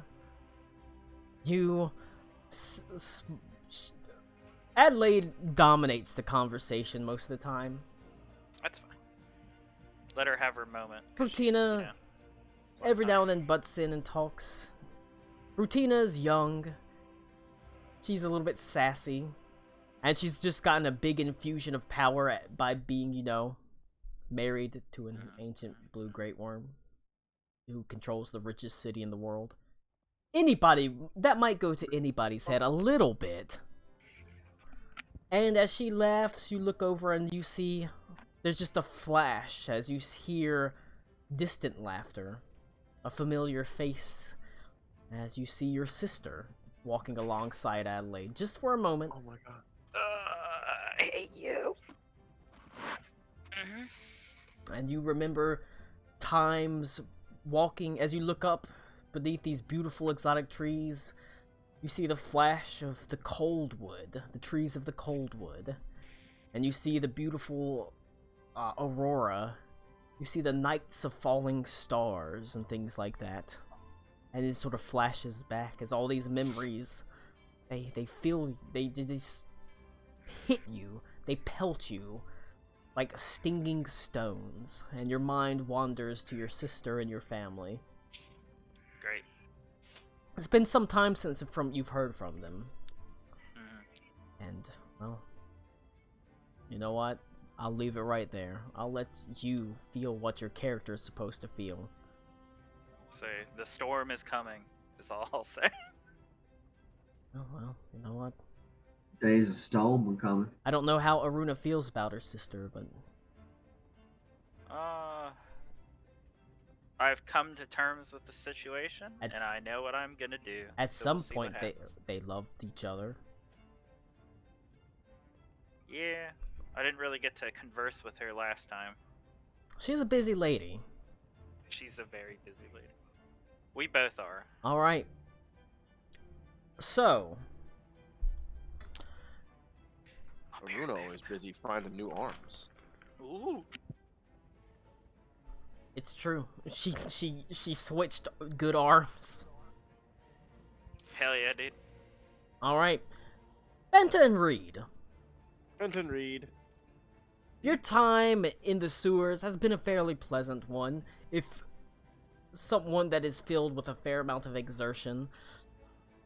The Shadow Monks, they are a curious sort. They fight very differently from the style of the Green Mantis. They fight very differently from the Seishan Monastery. They are all about basically flitting in and out of shadows for quick attacks and then disappearing away.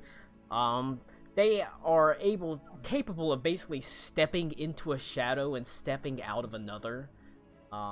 They largely fight either unarmed or with, like, daggers. Very capable with hand crossbows. They're not beyond using poisons, either. They haven't used any, like, lethal poisons on you, but you've still suffered a couple nicks from, like, daggers that burn a lot more than they should. Like I said, they're not trying to hurt you, but the poisons they put on their training blades are meant to remind you that every blade could have a lethal poison on it. Alright. They rub the fucking knife in chili powder and then stab you. I mean, I hate that. They basically do, because they want you to be like, look, any blade could have a poison on it, so you need to act like every blade has a lethal poison on it. Yeah, I mean, treat every gun like it's loaded, yeah. Basically. And so they train like that. It's hard to get used to at first, but you adapt to it. They're darting in and out of shadows, shadow stepping from, in the sort of dim light of the sewers, shadow stepping from shadow to shadow. And in that, you learn. The swirling shadows that wrap them, that sort of guard them and gird them, you learn from them. And so you pick up a piece, the Way of Shadow. Yay. Adding to Reed's the Kung Fu alpha monk. Codex. I was trying to decide which one you hit. Shadow Step's kind of worthless because you can fly. But it's nice to be able to cast Darkness, Dark Vision, Pass Without Trace, and Silence for 2 key points. Hell yeah. Now I need to get that blind fighting. And you also learn the Minor Illusion cantrip. Now, as for you, Benta, your time is also fairly useful. It is spent getting to know the ways of monks better, of moving through shadows, to what it's like to be cloaked in darkness.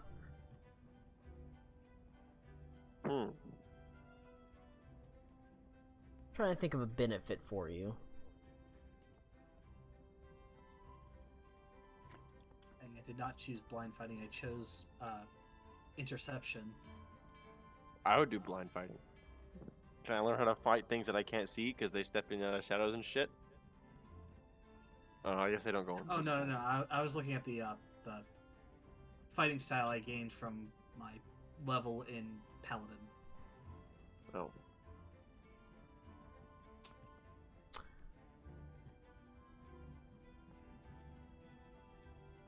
Trying to make it so there's some interaction here.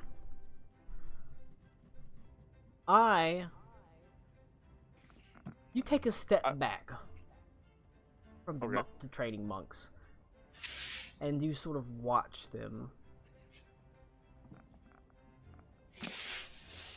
I'm trying to bring in your green lady stuff to this too. Okay. You are wounded. You've like, despite your, your prodigiously high level over these people, you still suffer nicks and cuts and things like that. Yeah. And they sear and they burn because, like I said, there are poisons on them meant to make it so you notice when you get hit. But as you step back, you find your wounds being soothed by a young, bright-eyed monk that wears a slightly different garb from the rest of these. They are a monk. The shadow monks are all like clad in understandably like dark sort of sackcloth robes, grays and blacks, the type of thing that you would expect. Also, I'm getting an echo from somebody. I think for some reason, when my mic's muted, it echoes like every once in a while. I don't know why it picks up audio. Let me mute it on Discord. I'm getting an echo, you bitch. I saw Rick light up. That's all because I'm breathing into it. Oh, maybe. It's like the new headset I got is kind of like sensitive, I think. You can see this person wears a much lighter, almost sort of khaki robe with golden like lining on it. They have a simple rope belt, and there is a mask that hangs from it. And when they place their hands on you, the wounds sort of knit closed. The bright-eyed young sort of recruit sort of says, "All better, right?" Yes, ma'am. Thank you. Where'd you learn to do that? Well, he sort of looks around and he says, she says, "Well, my monastery, before it was, before it was destroyed, we focused on healing and things like that." Oh, so you moved this one after that. That's interesting. We were disseminated amongst the other monasteries. Those that escaped. Have you learned from these guys at all? Have you found both things to be useful? Well, yes, but I was just a bright-eyed recruit. I mean, I've still got a long way to go. Well, you're doing just fine by me. As I kind of like look over and look at where the wound was and how it's gone now. This is just soothed and like it just feels better. Like I don't know how it is flavored. Yeah. He's a Way of Mercy monk. One of the ones that was destroyed. You found out was destroyed a while ago. Yeah. But he places his hands on you. He spins ki to heal you. Nice. Thank you. If he Yes. rolls any, if he wants to re-roll any of those dice, any number of them, he can, because of my divine feature. Right. Yeah. As I'm just really glad to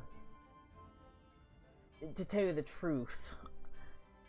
I always had a little bit of wanderlust in me. I'm glad that I got to at least get out and see some of the world. Oh man, that's great. You know, I'm from the Weird Sea. Did you ever go there? I've heard of it. Is it as weird as they say it is? Well, I lived just outside of it, on the outer edges of it. But toward the inside, toward the center, that's where it gets really crazy.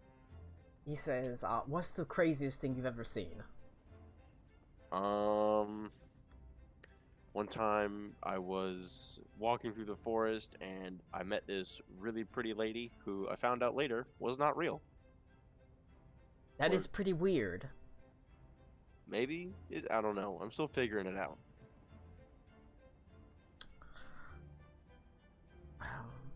I should have liked to see that. Or the Weird Sea or lots of the world.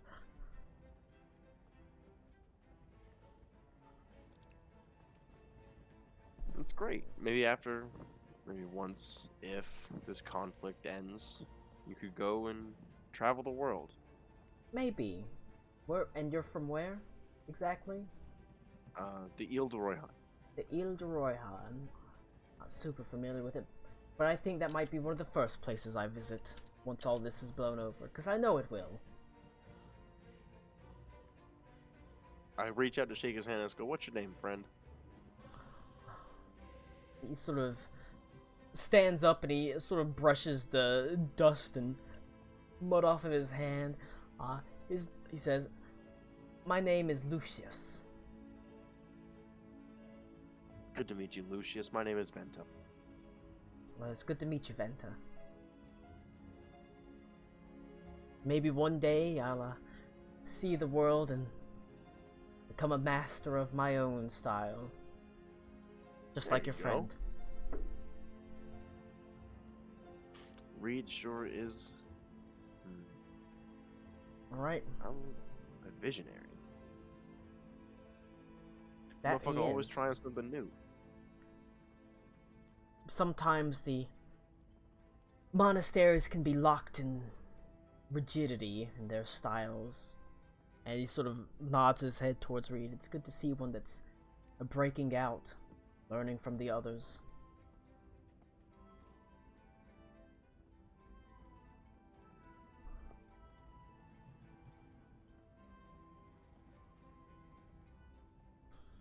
But he make sure you're all patched up and ready to go back in for training and things like that. Yeah, I'll train Alright. some more.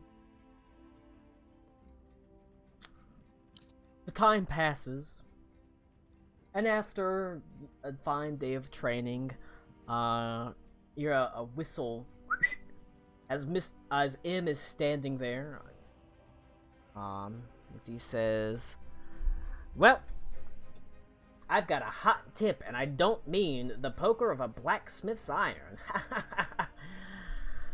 I know exactly where you can find something pretty powerful from a pretty impressive figure that's traveled through Sigil. Are you You know, weird? this is Are you okay. weird around severed eyeballs? I think back to Klaus, who has 2 of them. No. Okay, I don't want to make. I don't want you to acquainted? throw up or anything. I gotta say, there is an item of a well, immortal being called the Nameless One. It's not for sale, but it is for acquiring. Perhaps through illicit means, if we need to. That's my way of saying we're gonna have to steal it, but you're talking to a master. One last job. Steal from who exactly? The Nameless One. So, Oh, it's That- just just a minor merchant within the city.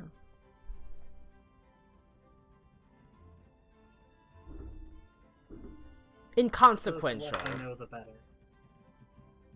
Wow. Alright, I don't guess any people have a passive insight higher than 35. Nope. A minor, You know to be there to see that. minor merchant, inconsequential, should be a piece of cake. Is that a merchant that sells miners? Probably. You might, I'm asking for a friend. but you might want to have some backup, just in case. I imagine it's got some guards, some sort on it. Alright, just give us the information and I'll see how they feel. Right.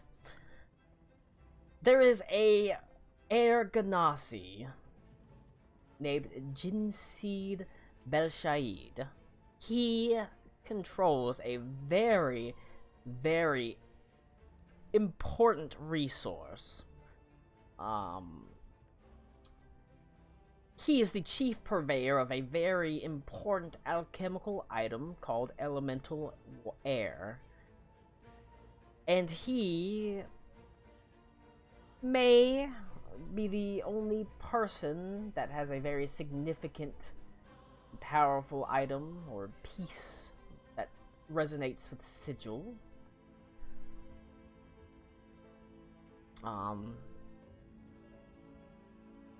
He's really a reasonable guy if you've got enough coin. But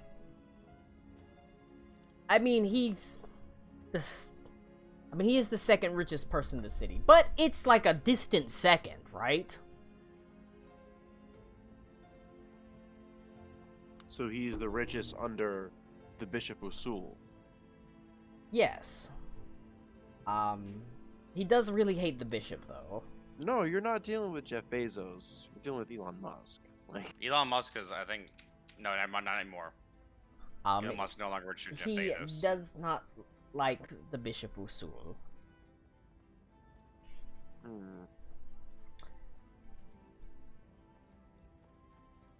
I guess because our friends just married into the family, he might not like that. He doesn't like the Bishop Usul because he wants to be the wealthiest person in Parzula. Alright. I believe he was exiled from the elemental plane of air for murder. But it was a relatively minor murder from what I've heard. And he's a relatively minor merchant. You know what's hysterical? We have both experts in minor murder and severed eyeballs. I'm not there, but you know. The Just a same little- person, too. Just a That's little why I light was murder. like, we have, all the means to do this, really. We have a very particular set of skills. I think back to Klaus, and Klaus already has 2 eyeballs. Get a third? Yeah, see, I don't do minor. I do moderate to severe. Point is, You suffer from moderate to severe murderitis. he is the one that No. you are looking for. Don't mind me. I've just got a minor case of the murders. Well, thank you for this. I will see how the others wish to act. All right. Murder homosis. There is no That's the one. nod as he nods. He says, there is another problem that has arisen. Oh no. I mean, it's not your fault. So we caught a member of your crew that was trying to make their way into the sewers following you. Who? Well, she showed a real go-getter attitude in, sort of following you around, and, he put up... It was hard to get our hands on her, to be sure. Little halfling about yay high? As he boasts about your height, Reed. I mean, you all look about the same height.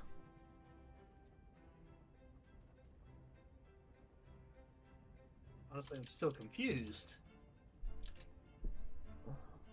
From the carnival, my dude. Oh. The one that's been on the boat this entire fucking time. Well, I thought we sort of just chopped her off once we got here. That was the whole thing. She's still around the boat.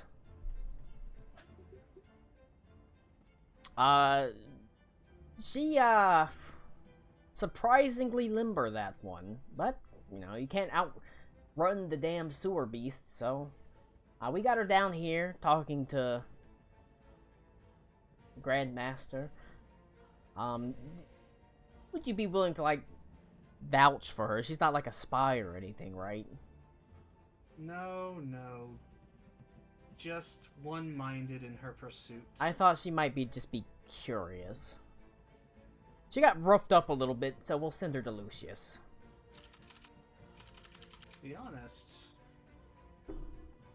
she might find what she's looking for with you guys. Well, what do you mean? Well, just another person looking for information, how to break an unnatural carnival.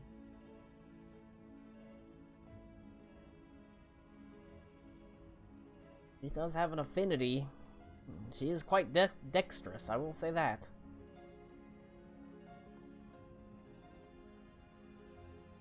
I will But yes, speak to her about it. Alright. I can vouch for her. I can guarantee that she has no ill will towards you. Well, we'll speak to her. Determine her intent. Her... Well, I don't want to say her value. Of course, she has value, but her aptitude. And we'll see. But, obviously, it will have to be her choice.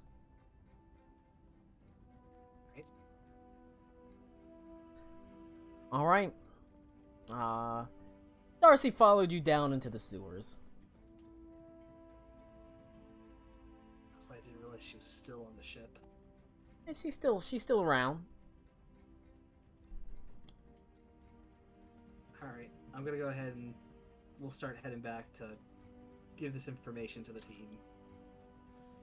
Alright.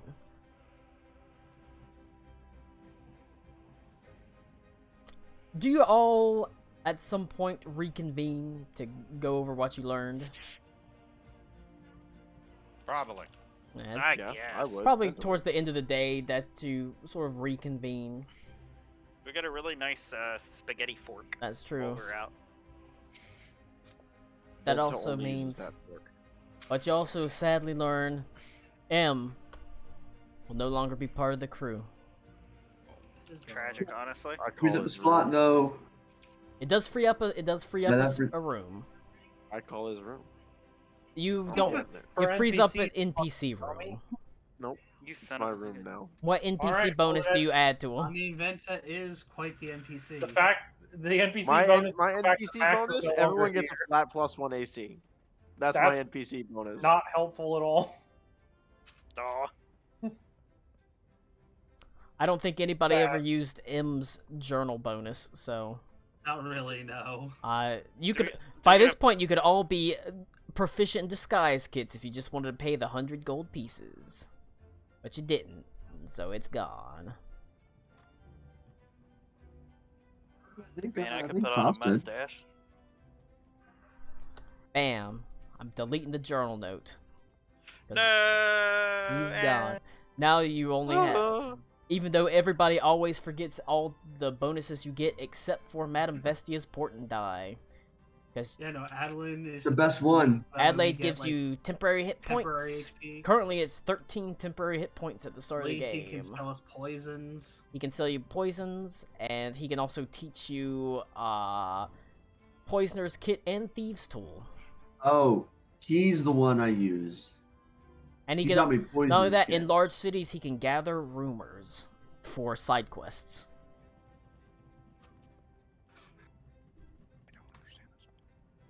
I don't understand this is either. Bert. Can we add him to our crew? Alright. You've reconvened at the boat.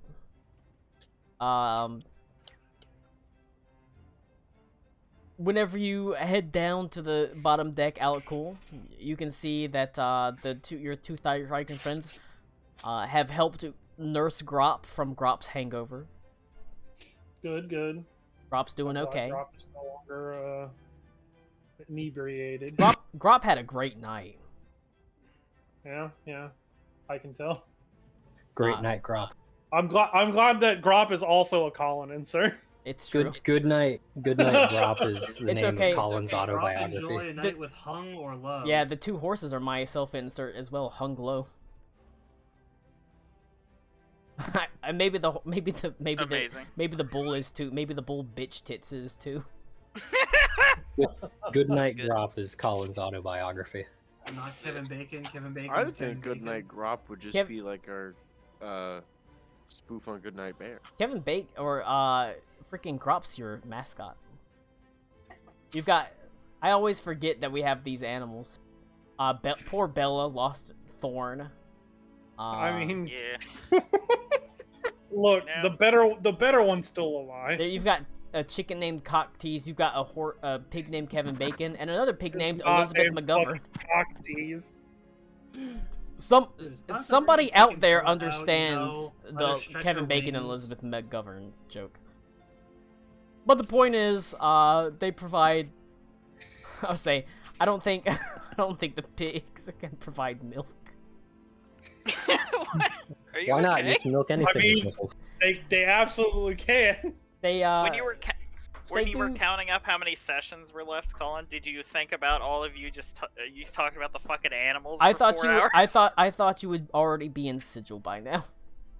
But Well, I've But if Try that it, were the buddy. case, we never would have met the musician shop owner. The all right, best NPC. I thought you guys should have been in blank by now. It could be like so a summary of this entire campaign. you all reconvene at the boat. Yep. I will go ahead and say you now have an empty NPC slot. You've met one potential NPC that could fill that slot. And The haberdasher guy that I knew. no, was so cool. technically you've met multiple NPCs that could fill that slot. But you've met Yo, one let's bring the conductor. Wait, he was in like a water place. Yeah, he's way back. You don't know why where the the fuck fuck he did we is go now. back there? He's, Alright, he's alright, probably hear me he's out. probably evacuated from there. That place is overrun by fucking people. I think we should just take the bishop. If you Problem solved. if you fill this I'm roasting the slot whole time. with Lucius, Lu's Kung Fu Codex will gain a Way of the Mercy perk. I'll take Lucius. You will be able to spend the Way of the Mercy feature that lets you spend key points to heal. Oh, okay. That being said, there are other options that can fill this, which you will be meeting. What would the conductor give us? The conductor, the maestro. Everybody would. You obviously have to deal with him, but everybody starts with a D6 Bardic Inspiration dice. Oh, we don't get those from our bards. That might be handy. Nope, Well, nobody taking the bait for the joke. Come on, It guys. gives Jesus inspiration. Fucking Christ. He's right here. He can Yeah, defend himself. Yeah, I'm he kidding. can click the button. The only problem is I choose not to. Bardic Inspiration dice don't add. So the fact that he gives everybody stack, one yeah. means that Ito's Bardic Inspiration dice would either override it or he'd have to, for it to be maximum efficiency, he'd have to wait for people to spend theirs before he gives out another one. But Ito's Bardic Inspiration dice is higher than the It was a Mighty. fucking joke, I know. I God. think mine is a 10. Yes. Yeah, because he only gives a D6. Ooh. But there is one more person that you may meet, depending on how circumstances go. Or you don't have to fill him. You don't have to fill the slot. You will, because like I said, you also met people that could have filled the slots if you wanted to ditch. Some of the other people you've had chances to fill. The only person you can't really ditch is Adelaide. If you told Lincoln to leave, Lincoln's real big thing was he kind of wanted to see the world. He's kind of done that, so you could probably be like, all right, Lincoln, this is your stop. You could do the same to Madame Vestia, but I don't think anybody wants to lose the port and die, so I'd consider it. We Nope. have that one. 0. You built the entire bar for Basilicus, so you're not getting rid of him. That being said, it might be a good idea to use Basilicus's abilities at some point in time. His bonuses. It's the weapon training, right? He's able to runecraft and do exotic weapon training. Max, why do you have a fucking hammer? I Oh, got he it. has the fucking God of War right here. Mjolnir. Yeah. Say boy. Boy. Boy. Well, now, hang on. Say boy, but like Bernie Sanders impersonating Kratos. Remix the two? So Wouldn't Yeah. it be boy? boy, Like I mean, These two is coming. Boy. you're gonna be mad because Max is about to hit the gym and Yeah. become buff, and then whenever he gets buff, He's gonna lose Bernie Sanders. Okay, so my workout mix, I have one that I made for when I was working out. I need to start doing it again. Is a picture of Kratos in like a tank top, and then on it says "Train like a god." whenever Max gets comfortable and knows how to use all the machines and like weightlifting machines, I'm also gonna get a membership at the same Planet Fitness, and he can show me how to use them. Lou, why did you I link mean- Hades too? And then I'm gonna I get didn't buff. know it was a thing. That was announced Yeah. a few weeks ago. If you want to go to the same one I'm at, sure. See, it's not that big a deal Is for the me world to. ready for It's not- Jack Collins? It's not that big a deal for me to go where you are because I've got lots of free time, and also a significant amount of money. I literally just I'm like, my mom needs to get dental implants, and she's like, it's gonna be $25,000. I'm like, I can pay for that. How much are they gonna be? 25,000. Jesus Christ. I can pay for that. That feels high. It is high No. because it's a full dental implant Yeah. for both bottom and Stop. top. It's like I can pay for that. I'll feel broke afterwards, but I won't really be broke, but I'll feel broke. But that's why I live at home, and I don't have to worry about a wife and kids and shit. Colin, I don't think you ever will. I'm not that type of person. Colin is married to his paints. I'm married to running bad Dungeons and Dragons game, which we need He's to get married back on to track Anya. of. But Good You're game. married to Anya Taylor-Joy. God, I wish. Like I would be happy to be a house husband. Taylor Anya It's like you. Joy Taylor Anya. All I gotta do is wash the dishes and cook for you. Yeah, the Yeah, sure. The Take- dream. You need me to take care of the kids? I can It's do all that. fun and games until Colin holds up a mirror to see if he can find the optimum placement Oh. of where her eyes should have been. I think she is beautiful with her crazy eyes. She is. But the point is, you all reconvene at the boat. I have to pee, so go. I'll let you role play a scene where you go over what you learned while I go pee. And then whenever I get back, I want that'll- people having a course That'll of action. definitely happen. So this is our spaghetti fork. Henley was nice enough to get it for us. You're Tommy, welcome. Did his I best. can't believe you missed the music shop guy. I heard him. I Holy assure you. shit. It was amazing. I the consume music. Yeah, that's fair. The only sustenance I enjoy is the timbre, the lyrics. So we can pretend we talked. We got two different sources that say we need to find the what the fuck is it? Forgotten Man. The source from Well, I mean, they're gonna find him for us, but we The- need to deal with him. well, no, because No, the the merchant. fucking bishop. Right. The bishop literally said, "I'm gonna send dudes to just go buy it." Oh, well. That's why the fuck will we go deal with it ourselves? The bishop literally said, "I will see to it that they are paid handsomely." Why would we bother going? Oh, I thought he said the Yeah. informants would be. Because we like to do things the hard way.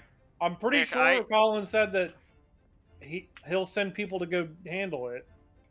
Oh, okay. Well, we need to ask Like him. about clarify that when he gets back. But yeah, if that's Yeah, the case, okay. I mean, we absolutely have access to the richest man in the city. Like it's a no-brainer. Let him handle this. Well, yeah. Well, that's it's good because our other option is to go steal from the second richest man in the city. I mean, that's not that. It was also Or- probably the same person, honestly. He might be. I was gonna say, if we have the backing of the first richest man to All right. steal from the second richest man, Yeah. All right. Not only that, they also don't like each other. So we wanted you to just clarify. Did you say that the Bishop of Sul is going to go purchase it for us, or was paying informants to find out where it was? He'll pay informants The to item. find out where it was. Okay. oh, Well, Nick.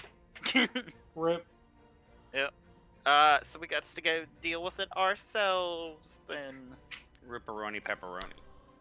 Looks like we still have to actually spend time here and not just go to Sigil. So you mean I we expect considered just something from opening someone? every door, all of them, every door that we come across. That is, No, I like the idea of That to is- steal things. They did. They That's did fun. propose the second Monks did possibility say of there was a way to force a door open. forcing a door. I mean, I could pump enough magic into. This something. item that we got could also work. It could also work. That's True. The fork could possible? also technically work. Possible. I If- don't think so, If, buddy. for instance, Henley, the magical way to sigil is spaghetti upon a plate that can be twirled, and then once it is twirled, it opens a gateway. Yes. Oh no, Henley's about to get really fast. Is this string theory? It is possible that the magic item you've gotten will work, but it will have slightly less precise results. But that might not necessarily be a bad thing.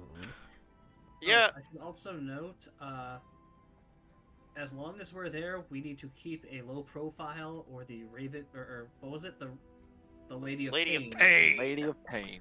We should keep a low profile pretty much everywhere we go, just in case. She Or yeah, she we doesn't could like not. things happening in her city that can cause the destruction of the city.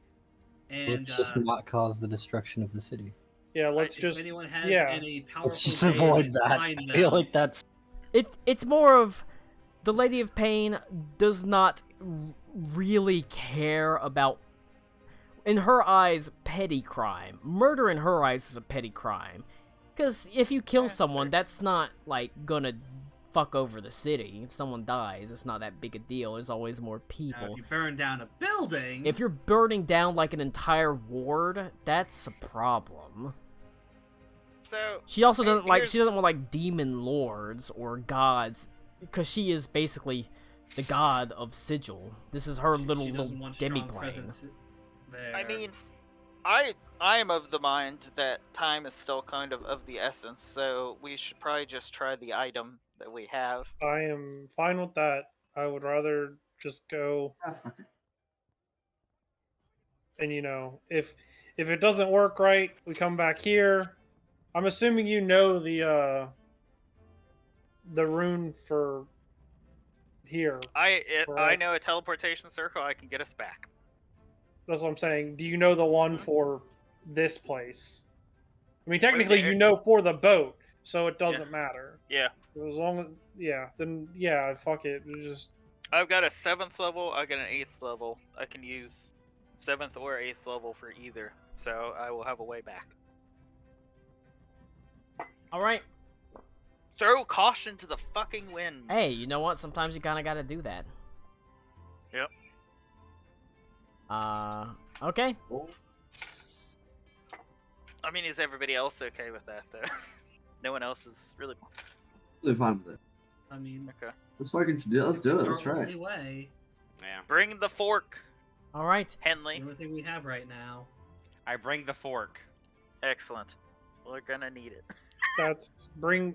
I pull out the tuning fork and hand it to Henley. He means this one. But Alright. You can keep the other one as a memory. why you guys gotta make me feel dumb? It's okay. Deal? Adelaide doesn't care that you're dumb. Yeah, Lou. Feel. Alright. You bring out the... You know what? Reed's fucking short. It's true. Damn. This is true, and you are stupid. You know what? This stupid guy can kick your ass. I think Reed's gonna feel stupid one day. I think instead of going to Oh, Sigil, we wait. should just let 100% Henley Reed and would lose in Reed a fight. fight each other. Yeah, don't instead have a of Sizzle, we we need to should go to just have a couples tournament arc. therapy. We should just have a tournament arc then. Hell Or yeah. would you be? You already would did you a be tournament arc. That surprised- was the Shadow Monk Tower. Or the Death Monk Wow. Tower. Oh, Yeah, I between thought you all were of them. talking about the PvP tournament between me and Aruna. Yeah, but I say Oh, yeah. PvP. That Just she play a won. PvP tournament. We That just she fucking fight. won. I mean, the Redeemer Um, one. True, he did.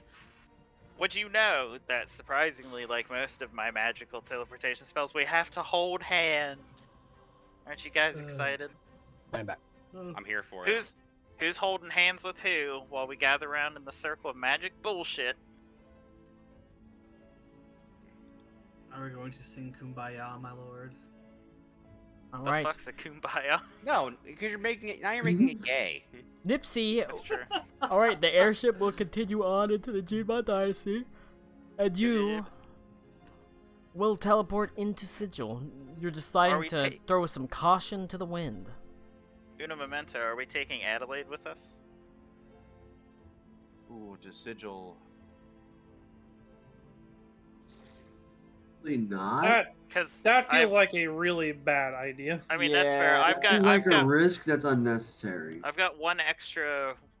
I can take one extra person that isn't us. So if there's anybody particular you want to take, I mean, So, I will make a suggestion. yeah. That was a good one. If you, I'll make, because I'm kind of being nice before you head off. You should probably take Madame Vestia, because if she's not with you, you don't have her port and die. Oh, that's true. If you're away, whenever you don't have access to the ship, when you're away from the ship, you lose the benefits of the ship. If Madame Vestia is not with you, you lose her port and die.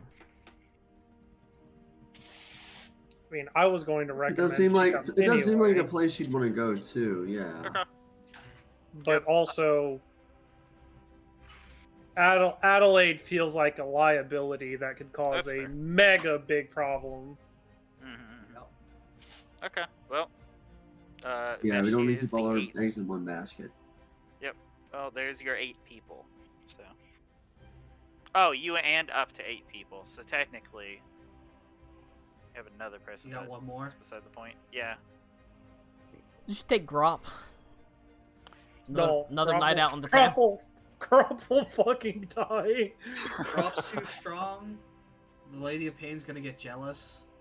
Well, I mean, would you, on a serious note, want to take your vampire pal, or do you think that's like I mean, way above his pay grade? Above his pay grade. Grop probably has more HP than I do, honestly. What a I- sentence. I really doubt that. What a He's got sentence. a 40 constitution for all the alcoholism. Grop's a pretty Uh, basic animal. Have we Yeah, made Grop is literally just a basic bird. It's like I have less HP than a horse, like a Counter. regular horse. That's counterpoint? fine. Could we make Grop a vampire? Grop's not a humanoid. Yeah, You're counterpoint. telling me you ever been bit by an ostrich before? They have teeth. Have you ever Okay. been It's bit an by an emu. ostrich? I mean, same fucking thing. I will ask my vampire friend, whose name has escaped me. What a friend. He just wants to travel, and I don't know. He might be useful or handy. I don't It's know. also been a while, and he could probably use being outside of a fucking closed-in room. So I'm not gonna lie, I have also Vampire forgotten buddy? the name of him. Oh boy. So he's not gonna go because I can't remember his name. Fantastic. Let's All not right. there. All right. We're talking about Klaus's vampire No, expert. no, no, Wrote no, it no. down somewhere. Hold on. Thicrene Bug Buddy. Okay. Oh, All right. I will put our new. you mean the fork- one down here Yeah, that I'll says put. chick all? Check all. Check all. Check all that apply. That guy? No, Chick but all? Check all Yeah, and it- Boom Boom. Those are the yeah, it other was ones. something Those are like the other that. two. Those are the irrelevant ones. Those are the Oh. NPCs on the boat, not the. Those are the fodder. Gotcha. Oh, and if I make up a name, can he go? Yeah, it's Those fine. are the two from. I don't feel like looking through my the notes Magical for his name. Menagerie. I'm surprised I don't I'll tell remember you. his name. I'll tell you names. Give me a minute. Name him Alright. Greg Jennings. All right. I'm gonna get that fucking fork and Jed that Krennings. rune thing we got, and we're No. gonna Tom get to Brady. Greg Jennings. Greg Jennings. town. Everyone, shut up! I'm trying to teleport. You shut up, Tommy. I'm teleporting. Hey, how about you like to tell about? How about you teleport your face up my ass and fight for air? Okay, that was a pretty okay one. Does anyone have a fork attuned to Colin's ass? I think This we one all guy. get that naturally. Yeah, that's what I call. That's what I call a brown note. Wait, if I get teleportation runes tattooed around the ring, think about that. The ring? This Yeah, there's the a. ring of your butthole. It's true. No, there's an official teleportation circle for Aruna's vulva. No. No. Voomp. All right, are we happy now? Can we leave? No. Okay, I'm never happy. I'm not happy. that's fine. We don't have to be happy. We just have to. Cool, then we're all Succeed. happy You being just have to unhappy. leave. It'll be all right. I mean, yeah, it's fine. You'll be okay. It'll probably be fine. Let's give it a whirl. All right. I'm literally gonna give it a whirl. You all stand in a circle around the beautiful, or the tiny little stone, but the beautiful tuning fork is beautiful. As you focus your inner magics, you listen to the air, and it slowly answers to you. We're gonna fucking die. The So he- tuning fork Without, yeah, with that attitude. begins to vibrate. At this A point, subtle Ether goes, "Oh, a tone. tuning fork. Yeah, I've got like 3 sets of those." It's like, oh yeah, also all of Ito's tuning forks begin to vibrate as well. Fantastic. Oh no. You all get scattered to various different planes. It begins to vibrate. It's quiet at first, very subtle, and then it grows in volume. And soon it is almost like deafening. And you feel yourself pulled away. Oh wait, I forgot to commune. It's too late now, motherfucker. We go, motherfucker. No communing while in Sigil. Dr. Ito just walks over for a moment. Hang on, I gotta make this call real Oh, quick. that's the wrong one. This one. Pulls out his own tuning fork, holds it up to his ear. Yeah, hello, Lothmater? Oh no, this is Janice? Okay, I can leave a message. Oh my god, we actually get to change scenes. Oh my god. Oh, this His is name spooky. can be Kikau. Cacao. That's short and it's not that hard to say. Can't wait for it to be forgotten. Alright, Is what this is... AI too? 'Cause I'm putting it in my notes on Foundry, so I will. I can't for Nick to forget Nope, that he this put is, it in his this notes is in just Foundry. this is the random sigil thing. In fact, this isn't technically what sigil's supposed to look like, but I like the way it looks. It looks like a fucking Halo ring. It's supposed to... Sigil This is Victorian Halo? Sigil, Rad. Sigil is supposed to look like it's like the interior of like a donut, kind of. Like you can't see down at the mountain that looks at it, that it's up to. It's like literally the inside of a crust of a donut, so it all just kind of wraps around. I don't really like that. I like the idea that you can look down and see like the astral plane and shit. So this is what this Sigil looks like. Is it a donut's hole inside of a donut's hole? You are pulled into Sigil. But before that, Ito, tell me what your communion was, because you would have got to do it before then. Alright, I would like to commune with Lothmater. Okay. I've never used the spell before in any character. I do not know how, like, do I just ask a question? Let's And see. he responds? You can or do ask I up to actually... 3 questions that can be answered with yes or no. Lafontaire, why are we stupid? You, No. You receive a correct answer for each question, but divine beings aren't necessarily omniscient, so you might receive unclear. Cool. I'm gonna ask him if I am still upon the path that he initially provided me. Do you want me to ask all 3? Well, you can ask them one at a time, that's fine. Okay. Yeah. That's his answer? Yeah. Yeah? Yeah. Enough. Great. Good. Lothmater is truly a god after my own heart. I'm also gonna ask him, do they have to be yes or no? Yeah, yes or no.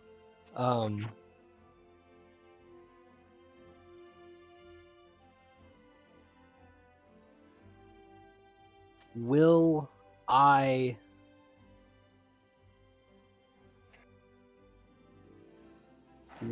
be present once this conflict is all over?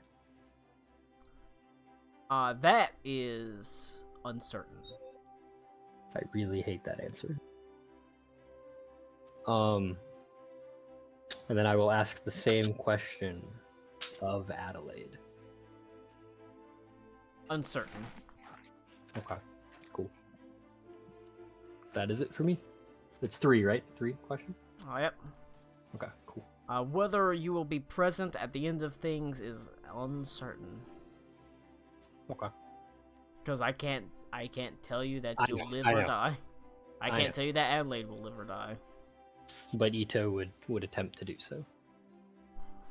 It's like I hope so, but all right. Cool. Thanks. You feel, as for arriving in Sigil, a familiar lurching sensation, the unsettling feeling of being teleported. Aruna, this teleportation is a little bit different. A lot of times you feel as if you're being pulled along like a taut string, as if there's been a rope wrapped around your chest and yanked forward, and sort of yanking you forward. It's not the case for this. It is like almost being held off by loose strings as you sort of flail around, as you are transported, and you and the group are transported a little bit willy-nilly as you hit the ground in utter darkness. I imagine, obviously, before you say, I've got dark vision, shut the fuck up, let me describe it. You are in sort of utter darkness, and as you sort of move, you feel a somewhat painful sensation. Who does have dark vision? Not I. Not Dark me. vision and 10 feet of true sight.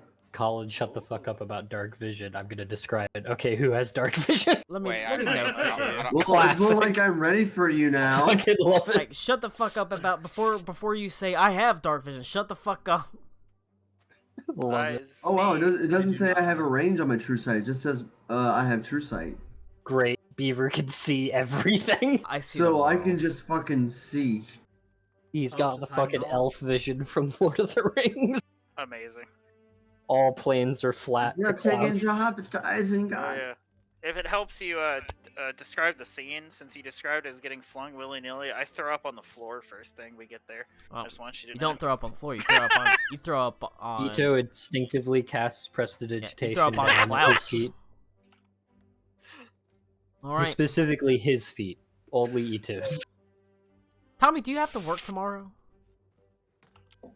Unfortunately, yeah. What time? Like 6 o'clock in the morning. Oh, I probably don't want to. I probably don't want to pull a combat session then. Please don't. Wait, is there We should combat? probably stop then. Hold on a second. It's fucking 8. You, I'll stop it when we get to the combat, and we'll just pick it up with combat. Okay. You find that you are hurled into a darkened alleyway, nearly pitch black.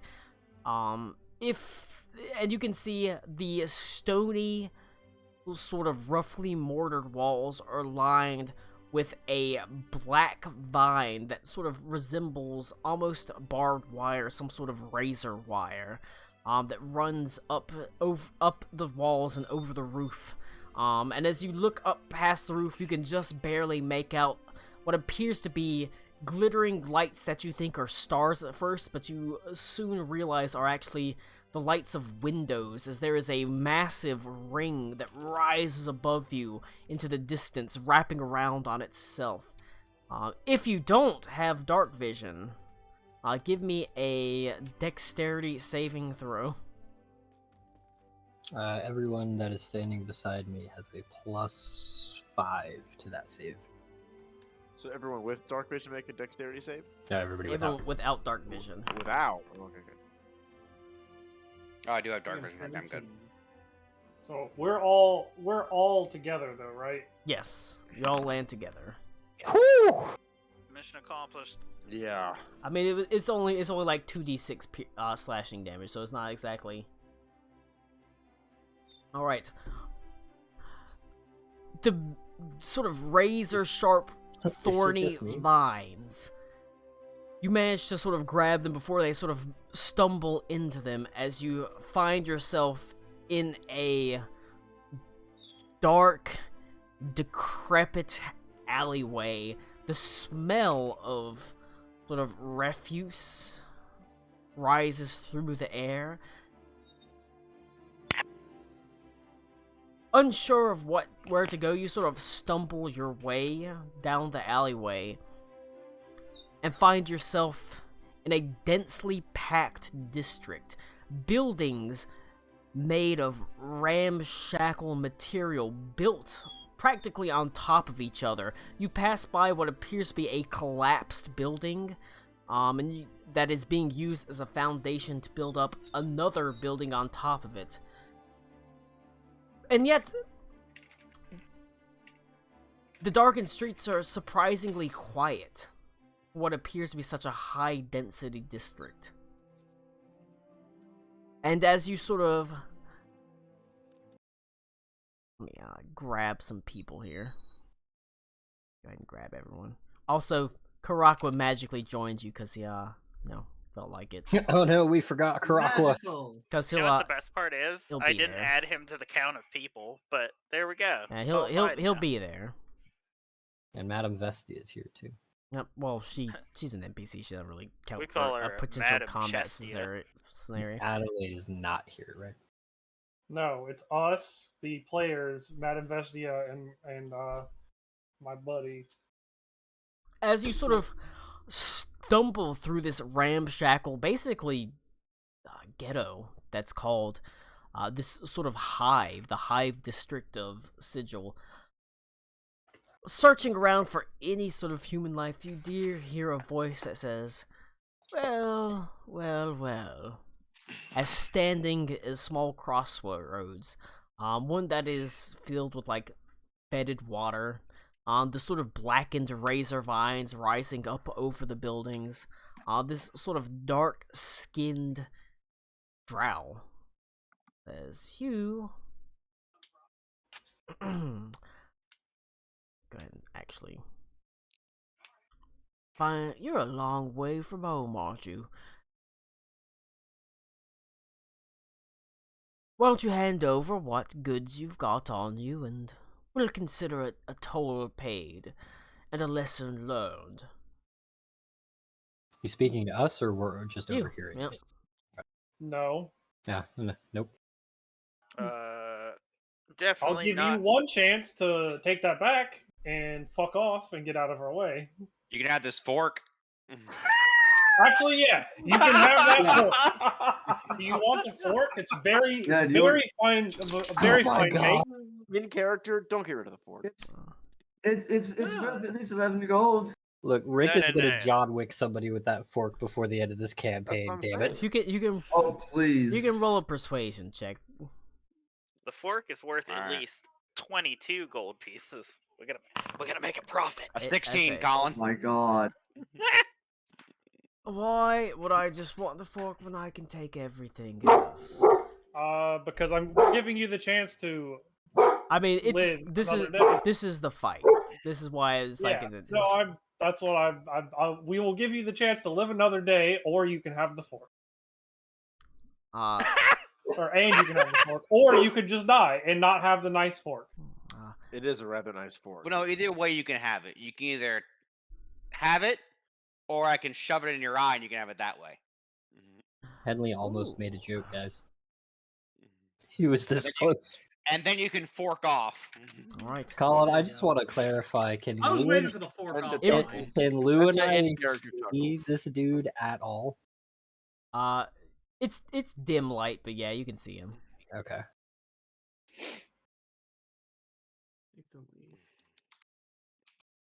Why don't Alright. you make like a spoon and get the fork out of here? All right. Be shocked at the response. Mostly it's just like it'd be nice to have like a little bit of a fight since it's been a long time since anyone fought anything. So Is late. it is late, but so we're not gonna since you've got to be at work. We'll pick up with the fight know, next I week. suck. But you have arrived in the Hive district of Sigil, the poorest district, and run into some brigands.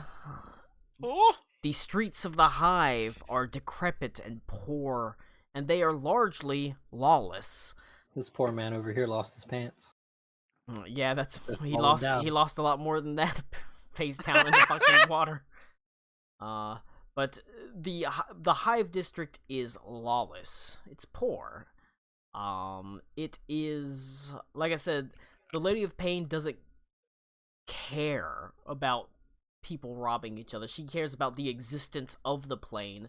The stuff that people do in it, as long as it doesn't affect the literal existence of the plane, she does not care about. But there are other figures in the city that might care about that stuff. But that will be something to worry about next time. Since Tommy, you gotta go to fucking work at 6 o'clock in the morning, so we can't fight it out with these drow assholes. If you guys can't beat a bunch of thugs by yourselves, why am I? Just kind of I rather also- not do a combat. Yeah, I don't want to do I a know, combat kidding, this I'm late. kidding. I gotta make dinner. It's getting late. Alright. So next time we'll fight, we'll duke it out.